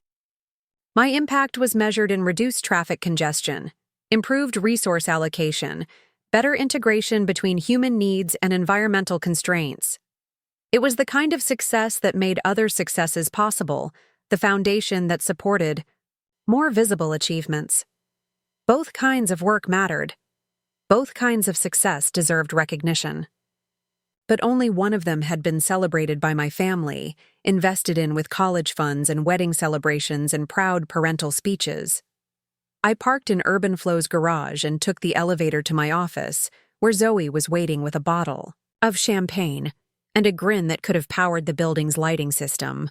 "I heard," she said, popping the cork before I'd even sat down. "The city contract, the pilot program, the potential for expansion. Maya, this is huge." "It is," I agreed, accepting the glass she offered. "It's everything we've been working toward." And it's complicated. Zoe settled into the chair across from my desk, her expression shifting from celebration to concern. Complicated how? I told her about the meeting, about the recognition and the questions and the comments about my family connections. I told her about Derek's text and my parents' phone calls and the strange mixture of vindication and frustration that seemed to color every interaction. Maya, Zoe said when I finished, you can't control how other people see you. You can only control what you do and how you do it. And what you've done is remarkable, with or without family connections. But what if the family connections influence their decision? What if they chose UrbanFlow partly because I'm Richard Patel's daughter? Then you'll prove them right by delivering exceptional results, Zoe said firmly. You'll show them that their decision was smart regardless of their reasons for making it. And if I don't? You will, she said with absolute confidence. Because that's who you are. That's what you do. You solve problems. You deliver results. You exceed expectations. Your family name might get you in the door, but your competence is what keeps you in the room. I sipped my champagne and looked out at the Phoenix skyline, at the cranes and construction sites and the visible evidence of a city in constant transformation. Somewhere out there, Derek was probably working on designs for buildings that would become part of that skyline. Somewhere out there, my parents were probably trying to understand how their quiet, independent daughter had become the CEO of a company they'd never heard of. And here I was, in my office in the company I'd built from nothing, celebrating a contract that could change everything while trying to figure out whether my success was really mine or just a reflection of connections I'd never chosen to use. You know what I think? Zoe said, interrupting my thoughts. What? I think you're overthinking this. I think you're so used to being overlooked that you can't quite believe you're finally being seen. And I think you're afraid that if people knew the whole truth about your family, they might think less of what you've accomplished. Maybe. Maya, you could have been Richard Patel's daughter and Derek's sister from the very beginning, and it wouldn't have changed the fact that you wrote every line of code, closed every deal, and made every strategic decision that built UrbanFlow into what it is today. Your family didn't do that for you. You did it yourself. With their college fund, I pointed out, which you didn't use, Zoe reminded me, which you earned through scholarships and part-time jobs and your own determination. Even when you had access to family resources, you chose to build your success independently. She was right, of course, but the emotional truth was more complicated than the logical one. Success felt different when it came with asterisks and qualifications, when every achievement had to be defended against the assumption that it wasn't entirely earned. The city contract is going to change things, I said. UrbanFlow's profile, our growth trajectory, the opportunities that become available. People are going to pay attention in ways they haven't before. Good, Zoe said. It's about time. And they're going to want to know the story, how I built the company, where the funding came from, what role my family played in the early development. And you'll tell them the truth, that you built UrbanFlow with your own vision, your own skills, and your own determination. That your family supported you in some ways and not in others, just like most families. That success is complicated and messy and rarely follows the neat narrative people expect. I finished my champagne and set the glass on my desk, next to the stack of contracts and project proposals that represented UrbanFlow's expanding future. Tomorrow, I would start the process of implementing the city pilot program, working with municipal planners and community stakeholders to demonstrate what sustainable urban development could look like in practice. It would be challenging work, requiring all the technical expertise and business acumen I'd developed over the past 4 years. But it would also be deeply satisfying work, the kind of meaningful problem-solving that had drawn me to urban planning, software in the first place. And for the first time in my professional life, I wouldn't have to do it in secret, hiding my achievements from the people who should have been celebrating them all along. My family knew who I was now, for better or worse. The question was what they would do with that knowledge. I should go home, I said, gathering my things. Big day tomorrow. Maya, Zoe said as I reached the door. For what it's worth, I think this is going to be good for you. The transparency, I mean. You've been carrying the weight of your family's ignorance for too long. Now you can just focus on being brilliant. Thanks, I said. I hope you're right. The drive home took me through neighborhoods that were changing rapidly, old houses being torn down to make way for new developments, empty lots being transformed into mixed-use complexes that promised to revitalize aging commercial districts. Phoenix was a city in constant motion, always growing, always reaching toward a future that remained just out of reach.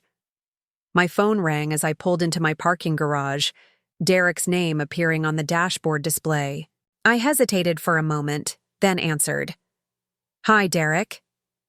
Maya, do you have a minute? I wanted to talk to you about something. Sure. I've been thinking about what you said at the wedding, about UrbanFlow and the job applications and everything. And I realized something. What's that? I never actually understood what your company does.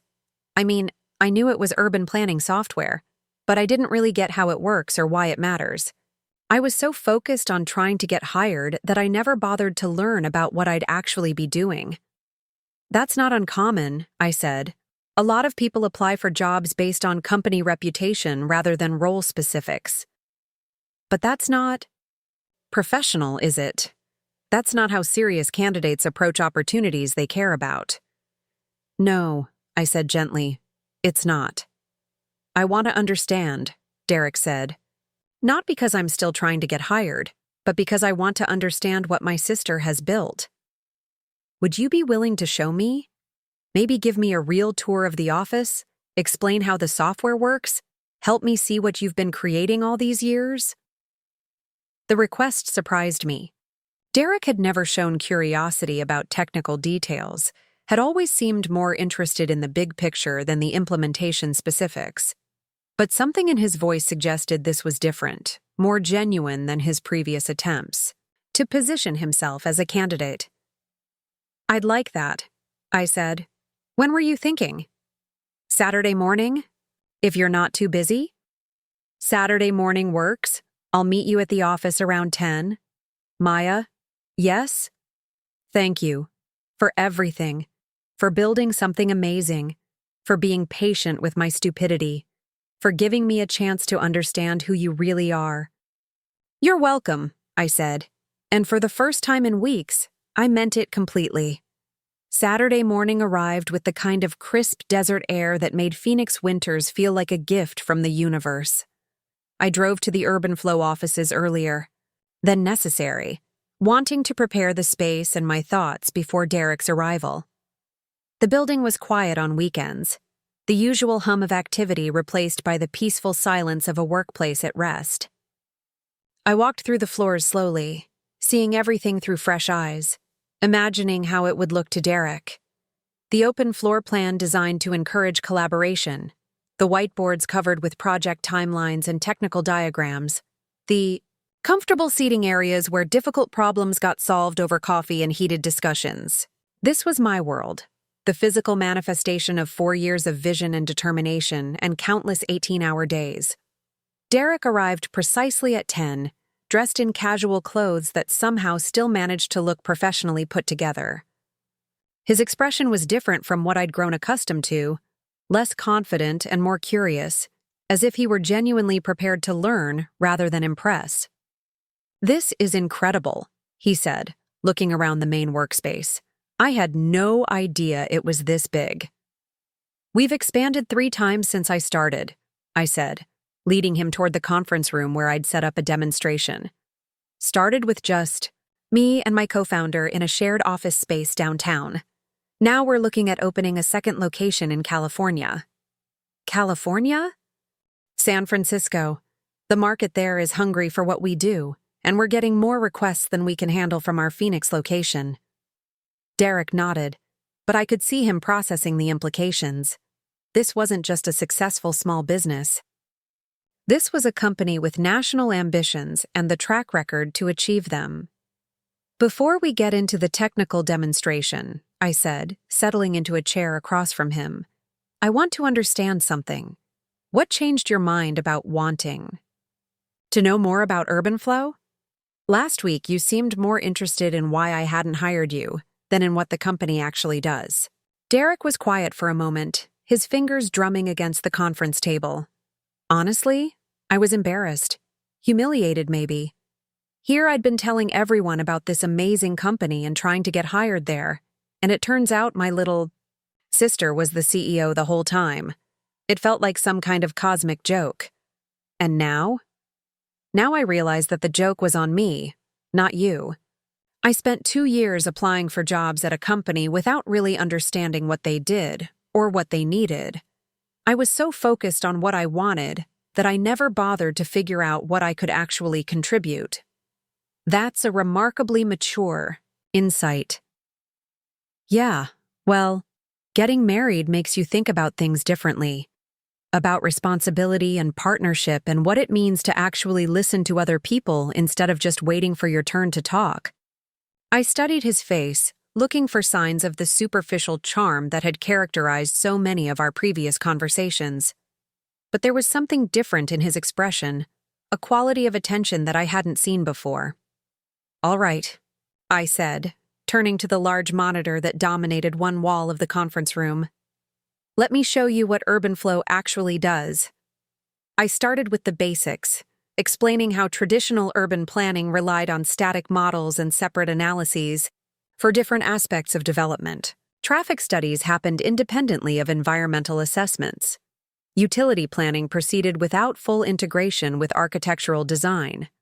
Zoning decisions were made without comprehensive understanding of how they would affect everything, from property values to community health. The problem, I said, pulling up a visualization of a typical city planning process, is that cities are complex systems. Everything affects everything else, but our planning tools treated each element as if it existed in isolation. Derek leaned forward, studying the screen with the kind of focused attention I remembered from his architecture school days when he was working on projects he truly cared about. So, UrbanFlow integrates all these different analyses into a single platform? More than that.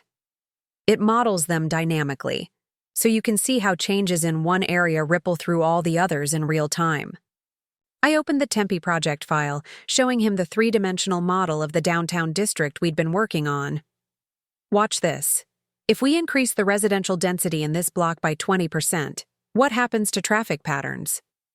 I adjusted the parameters and the model updated instantly, showing new congestion patterns, altered parking demand, increased utility load, and shifts in pedestrian flow throughout the surrounding area. That's incredible, Derek said, his voice carrying genuine awe. You can see the impact immediately. And we're not just modeling traffic, I continued, cycling through different visualization modes. Environmental impact, economic effects, social equity considerations, infrastructure strain. Everything gets calculated simultaneously. I showed him how the software could model different architectural styles and their effects on energy consumption, how changing building heights affected wind patterns and shadow coverage, how different street layouts influenced community interaction and local business success. Derek asked questions throughout the demonstration, good questions that showed he was thinking about the implications rather than just trying to sound informed. He wanted to know about data sources and accuracy rates, about how the software handled uncertainty and edge cases, about the user interface design and learning curve for municipal planners. This is revolutionary, he said finally. I mean, I knew it was innovative software, but I didn't understand the scope. You're not just helping cities plan better, you're changing how planning happens at a fundamental level. That was the goal, I said. But it took years to get here. The early versions were much more limited, focused on single issues rather than comprehensive analysis. How did you know this was possible? When you started, how did you envision something this complex? It was a question no one had ever asked me before, not investors or clients or even Zoe. Everyone wanted to know how UrbanFlow worked or what it could do, but Derek was asking about the vision that had made it possible. I didn't, I said honestly. When I started writing code in my dorm room, I was just trying to solve a specific problem for a class project. But every solution led to new questions, new possibilities. The more I learned about urban planning, the more I realized how interconnected everything was. But you stuck with it, even when it must have seemed impossible. Especially when it seemed impossible. That's when you know you're working on something that matters. Derek nodded slowly, and I could see him processing not just the technical information, but something deeper about persistence and vision, and the kind of commitment required to turn abstract ideas into concrete reality. Maya, he said, I owe you an apology, not just for not understanding what you do, but for never asking, for assuming that because I didn't understand it, it wasn't worth understanding.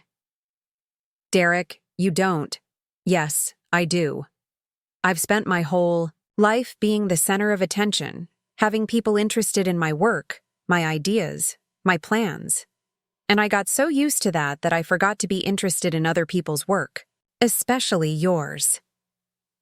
We've all made assumptions about each other. Maybe, but mine were worse because I'm older. I should have been looking out for you, supporting your ambitions, celebrating your successes. Instead, I was so wrapped up in my own career that I barely noticed you had one. The sincerity in his voice was unmistakable, and I felt something shift between us, a loosening of the tension that had characterized our relationship for years. What I don't understand, Derek continued, is why you never corrected me. When I was going on about UrbanFlow at family dinners, when I was talking about applying there, why didn't you just tell me you were the CEO? Because I was afraid, I said, the admission surprising me with its honesty. Afraid of what? That you'd ask me for a job I couldn't give you, that it would change our relationship in ways I wasn't ready for, that you'd think I was successful because of family connections rather than my own work. But you built all this yourself. I did. But you know how it is in Phoenix. Everyone knows everyone, and people make assumptions about family businesses and inherited advantages. I wanted UrbanFlow's success to be unambiguous, to be based entirely on merit, and keeping it secret from your family was part of that? It started that way, but then it became something else. It became proof that I could succeed without your approval, without Mom and Dad's understanding, without any of you even knowing what I was doing. Derek was quiet for a long moment, absorbing this. When he spoke again, his voice was thoughtful rather than defensive. That must have been lonely. Sometimes. But it was also liberating. I didn't have to manage anyone else's expectations or defend my choices or explain why I was working weekends instead of dating or going to family gatherings. Is that why you miss so many dinners, so many birthday parties and holidays? Partly, but also because I never felt like I belonged at those gatherings the way you did. You were always the star, the one everyone wanted to hear from, the one whose life seemed to matter most. Maya, it's not malicious, I said quickly. It's just the natural order of things in our family. You're charming and successful and easy to be around. I'm intense and private and obsessed with work that nobody understands. It makes sense that people gravitate toward you. Derek shook his head slowly. It makes sense, but it's not fair, and it's not right. We sat in comfortable silence for a while, the weight of years of misunderstanding settling between us. Outside the conference room windows, Phoenix spread out in all directions, a testament to human ambition and the power of vision to reshape landscapes. Can I ask you something? Derek said eventually. Of course. The job applications I submitted, were they really that bad?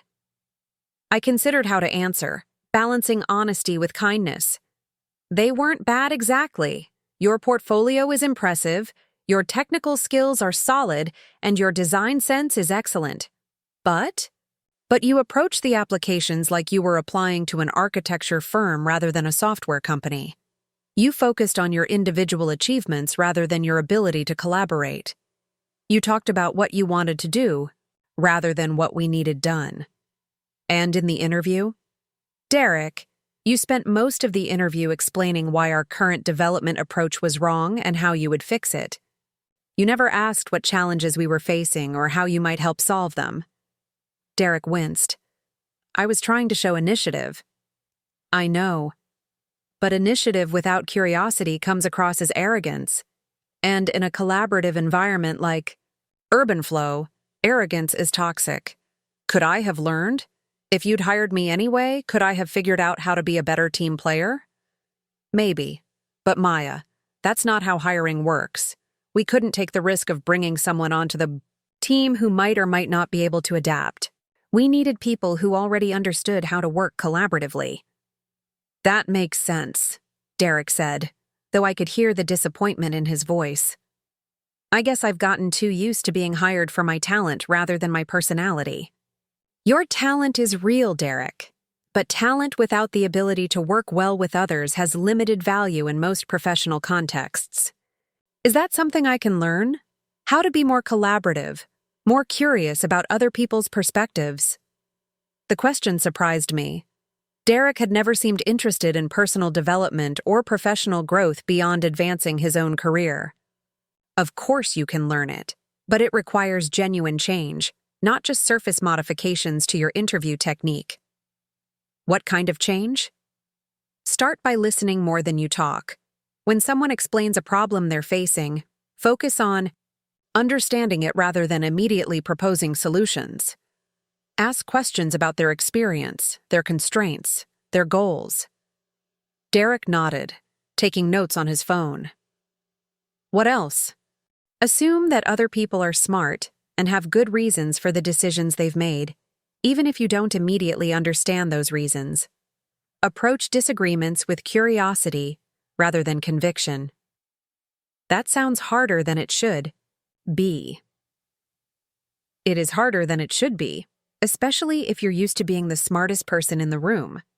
But it's also more rewarding, because you actually learn things you wouldn't have learned otherwise. We spent the next hour walking through the rest of the UrbanFlow offices, and I found myself seeing the space through Derek's eyes. He asked about the company culture, about how we handled client relationships, about the technical challenges we'd overcome in developing the software. His questions were thoughtful and engaged, showing genuine interest in understanding how we'd built something successful rather than just appreciating the end result.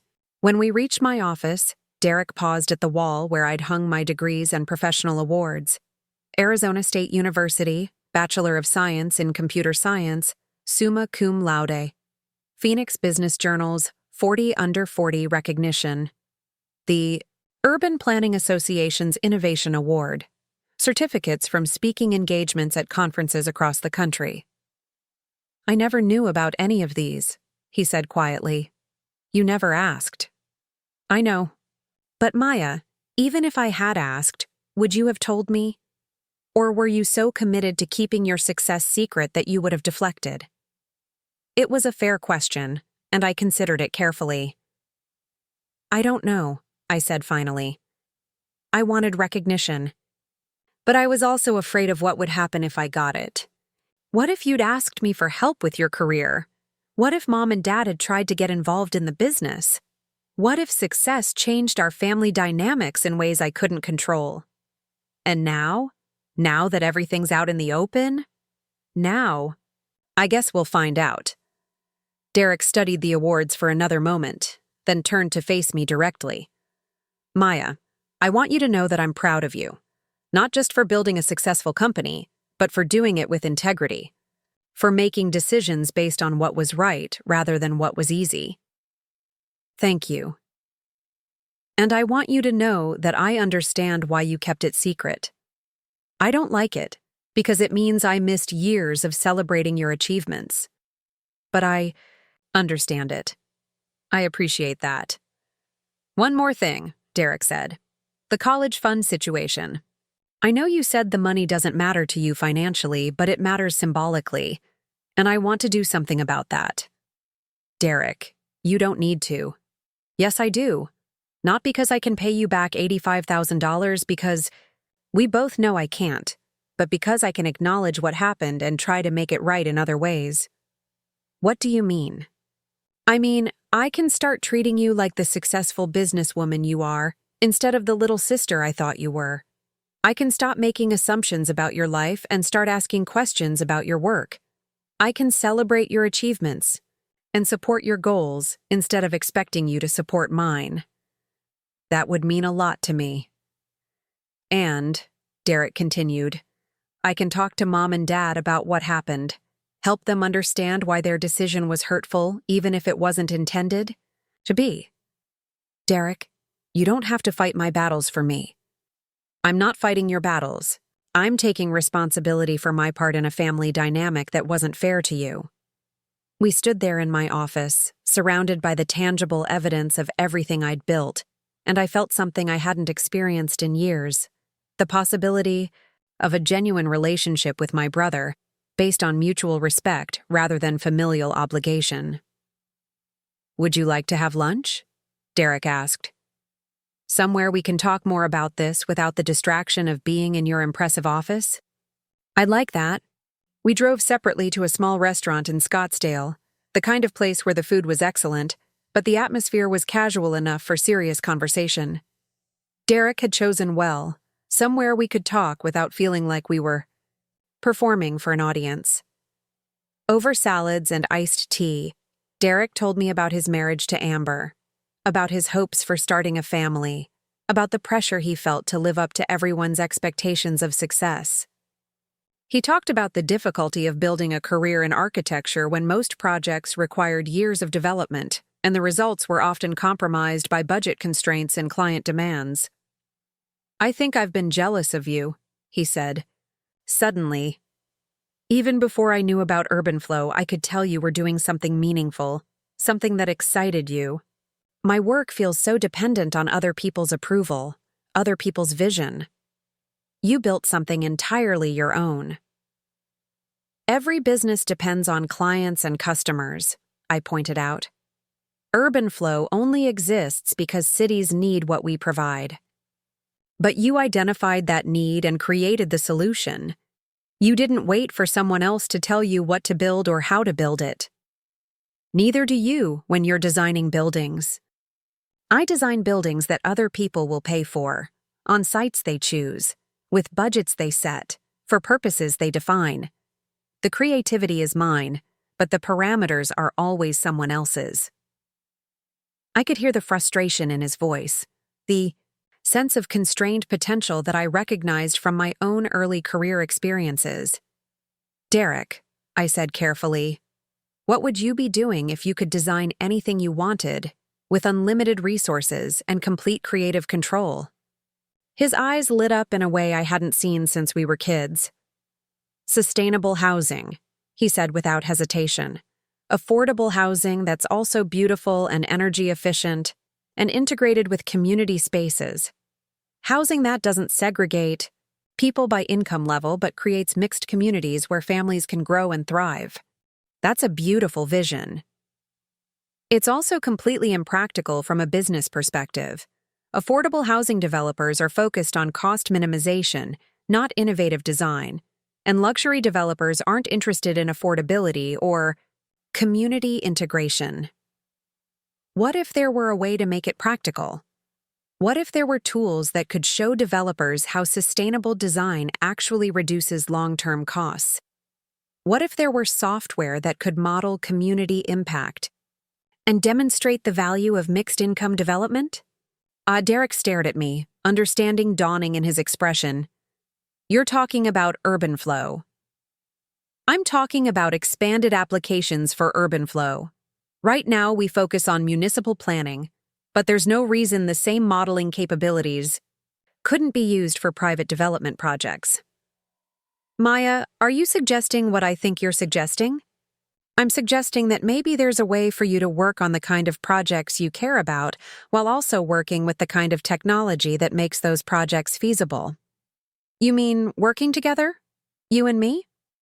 I mean exploring whether there's overlap between your vision and UrbanFlow's capabilities, whether there might be opportunities for collaboration that benefit both of us. Derek was quiet for a long moment, processing the implications. When he spoke again, his voice was thoughtful rather than excited. Maya, I appreciate the offer, I really do. But I don't want you to feel obligated to help me because of the college fund situation or family guilt or anything like that. This isn't about obligation. This is about recognizing that you have expertise that could be valuable to UrbanFlow's growth, and that UrbanFlow might have resources that could help you work on projects you care about. But you said yourself that I wasn't right for the positions I applied for. You weren't right for those positions. But maybe there are other positions, different roles that would be a better fit for your skills and interests. Like what? Like community outreach coordinator, or sustainable development consultant, or client relationship manager for housing projects. Roles that would use your architectural background and your understanding of development challenges, but wouldn't require you to change your working style or personality. Derek considered this, his expression cycling through hope and skepticism. Those positions don't exist at UrbanFlow right now. They could exist if there were justification for creating them, if we were expanding into new markets or developing new service offerings that required those skill sets. And you think there might be justification? I think there might be. But Derek, if we're going to explore this, it has to be on professional terms. No family favoritism, no special treatment, no different standards than we'd apply to any other potential hire. I wouldn't want it any other way. And it would mean working for your little sister, taking direction from someone you've never seen as an authority figure. Derek smiled, the first genuine smile I'd seen from him all day.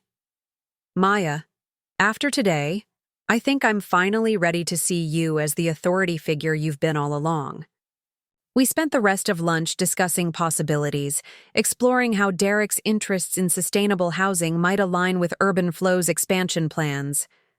It was tentative and preliminary, more brainstorming than concrete planning, but it felt different from any conversation we'd ever had. It felt like two professionals exploring potential collaboration rather than siblings navigating family dynamics. When we parted ways in the restaurant parking lot, Derek hugged me with the kind of genuine affection I remembered from childhood. Before our relationship had become complicated by expectations and assumptions and the weight of unfulfilled potential. Thank you, he said, for today, for showing me what you've built, for helping me understand who you really are. Thank you for asking to understand. Maya, one more thing. I know I can't undo the college fund situation, but I want you to know that I'm going to talk to Mom and Dad about it. Not to blame them or create drama, but to help them understand why it was problematic. Derek, that's not necessary. Yes, it is. Because family relationships should be based on honesty and mutual respect, not on comfortable fictions that protect some people's feelings at the expense of others. I watched him drive away, feeling something I hadn't experienced in years. Hope for a genuine relationship with my brother. Not the performance of family connection, but the real thing, based on understanding and respect and shared values. That evening, I sat in my downtown loft and reflected on the day's conversations. Derek's visit had been revelatory in ways I hadn't expected, not just because he'd finally understood what I'd built, but because I'd finally understood what he'd been struggling with. We were both trying to do meaningful work in fields that often prioritized profit over purpose, both navigating the gap between our ideals and the practical constraints of building sustainable careers. The difference was that I'd found a way to align my values with my professional success, while Derek had been compromising his vision to meet other people's expectations. Maybe there was a way to change that. Maybe UrbanFlow's expansion could create opportunities for the kind of work Derek wanted to do while also advancing our mission of making cities more sustainable and equitable. It was a possibility worth exploring, not because Derek was my brother, but because his passion for sustainable housing aligned with UrbanFlow's commitment to comprehensive urban planning. If we could find a way to work together professionally, it might benefit both of us in ways that had nothing to do with family obligation and everything to do with shared goals. My phone buzzed with a text from Derek. "Thank you again for today. I'm excited about the possibilities we discussed, and I'm committed to earning any opportunity you might consider offering. Talk soon." I smiled and typed back, "Looking forward to it." For the first time in years, that was completely true. 6 months later, I stood at the head of UrbanFlow's main conference room, watching Derek present his proposal for the Phoenix Affordable Housing Initiative to a room full of city officials, developers, and community advocates. His presentation was polished and passionate, combining architectural vision with practical implementation strategies in a way that made complex ideas accessible to diverse audiences. "The key insight," Derek was saying, advancing to his next slide, "is that sustainable design doesn't have to be expensive design. When we model the long-term costs of energy efficiency, water conservation, and community health outcomes, sustainable, affordable housing actually delivers better financial returns than traditional approaches." He clicked to a UrbanFlow visualization that showed a proposed mixed-income development, with data overlays demonstrating reduced utility costs, improved air quality, and enhanced community connectivity. The model was sophisticated, but Derek's explanation made it comprehensible to everyone in the room.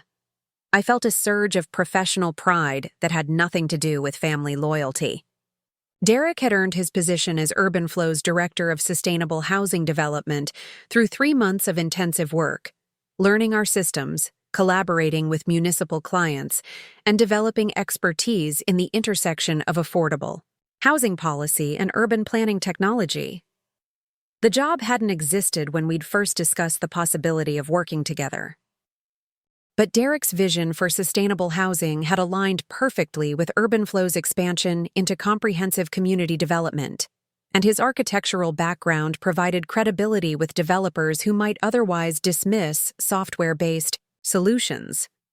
More importantly, Derek had approached the role with the curiosity and collaborative spirit that had been missing from his earlier job applications. He asked questions, listened to answers, and built on other people's ideas instead of trying to replace them with his own. The transformation hadn't been instant or easy. We'd had difficult conversations about working styles, decision-making processes, and the difference between family relationships and professional partnerships. But Derek had been genuinely committed to change, and the results spoke for themselves. "Questions?" Derek asked, finishing his presentation and opening the floor for discussion. Janet Pierce raised her hand. "This looks promising, but what about implementation timelines? How quickly could we pilot this approach with actual development projects?" "That's where UrbanFlow's existing relationships become valuable," Derek replied. "We already have contracts with 3 developers who've expressed interest in sustainable approaches. We could launch pilot projects within 6 months and have preliminary results within a year." The questions continued for another 20 minutes, each one revealing Derek's thorough preparation and deep understanding of both the technical and political aspects of affordable housing development. This wasn't the confident performer I'd grown up with, speaking off the cuff and relying on charm to carry his message. This was a professional who had done his homework and earned his expertise. After the meeting concluded and the participants had left, Derek collapsed into his chair with a mixture of exhaustion and exhilaration. "How do you think that went?" he asked. I said, "you just convinced the city to fund a $2 million pilot program for sustainable, affordable housing." "Really? Really?" Janet was taking notes, Tom was nodding throughout your cost analysis, and I saw at least 3 people exchange contact information during the break. Derek grinned, the kind of genuine happiness that came from knowing you'd done something meaningful rather than just impressive. Maya, 6 months ago, I couldn't have given that presentation. I would have focused too much on the architecture and not enough on the policy implications. 6 months ago, I couldn't have given that presentation either, I pointed out. I understand the software, but not the housing development process. That's why collaboration works. Speaking of collaboration, Derek said, Amber and I wanted to invite you to dinner this weekend. Nothing fancy, just the 3 of us at our place. We've been meaning to do it for months. The invitation was casual, but I could hear the significance underneath. Derek and Amber had been married for 6 months, but this would be the first time they'd invited me to their home as Maya, the person, rather than Maya, the CEO, or Maya, the sister-in-law. I'd like that, I said. Saturday evening found me driving to Derek and Amber's house in Chandler, a modest but well-designed home in one of the newer developments that balanced affordability with quality construction. Derek had chosen the location partly for practical reasons, and partly as a statement about his commitment to understanding how middle-income families actually lived. Amber met me at the door with a warm hug and genuine enthusiasm that felt different from the polite friendliness of family gatherings. She looked relaxed and happy, pregnancy just beginning to show beneath her flowing dress. Maya, come in, come in. Derek's been cooking all afternoon and driving me crazy with his perfectionism. The house smelled like garlic and herbs, and I could hear Derek moving around in the kitchen with the focused intensity he brought to all his projects. The living room was decorated with a mixture of their individual tastes, architectural prints alongside Amber's photography, modern furniture softened by plants and textiles that made the space feel welcoming rather than sterile. How are you? Feeling? I asked Amber, gesturing toward her abdomen. Tired but excited. Derek's already designing the nursery, of course. He's got 3 different layouts and is modeling natural light patterns throughout the day. Of course he does.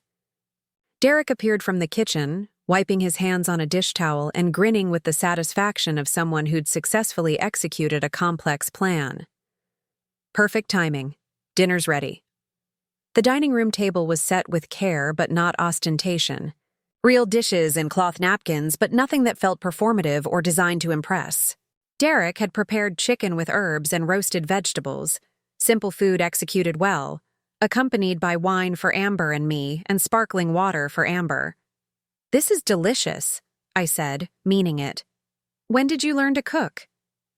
Amber's been teaching me.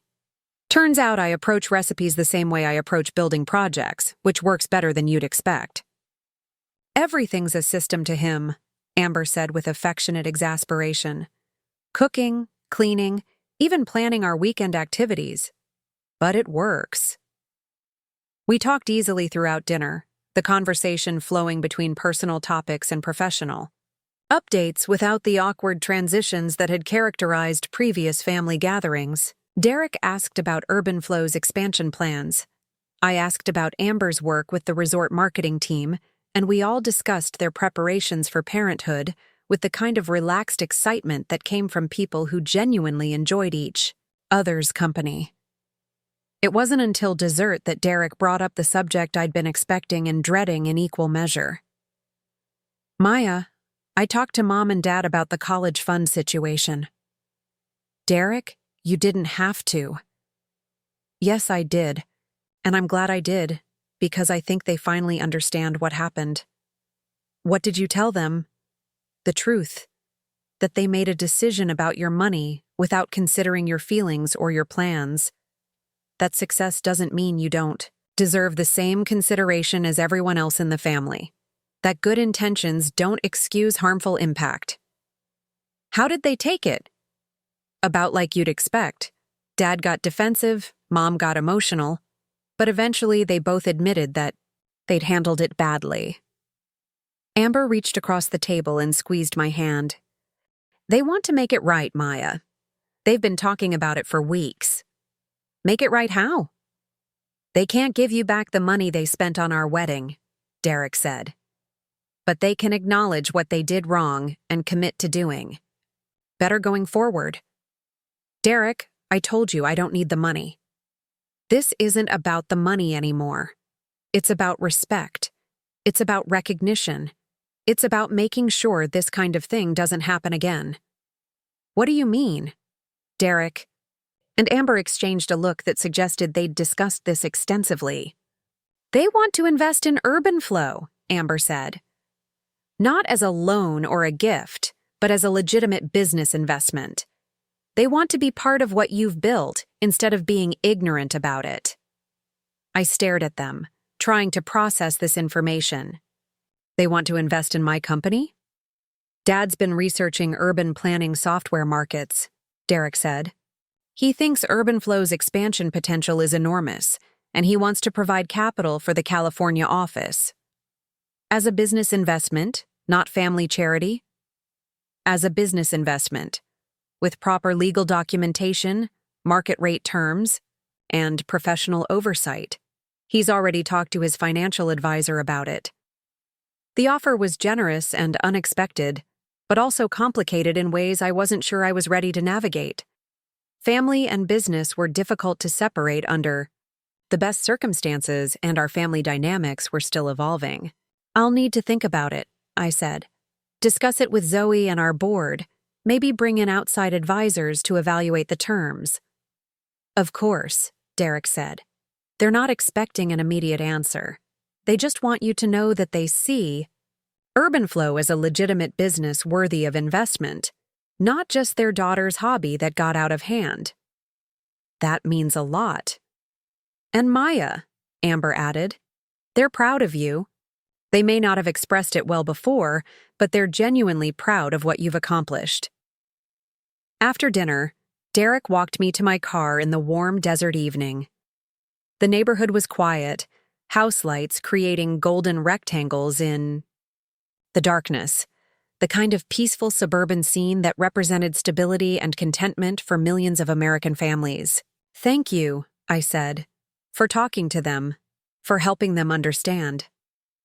Thank you for giving me the chance to understand, Derek replied, and for creating a job that lets me work on projects I actually care about. Are you happy with the work, with how things have developed? Happier than I've been in years. I feel like I'm finally doing something meaningful instead of just trying to impress people. And working for your little sister? Derek laughed. Working with my little sister, who happens to be one of the smartest business leaders I've ever met. It's been an adjustment, but a good one.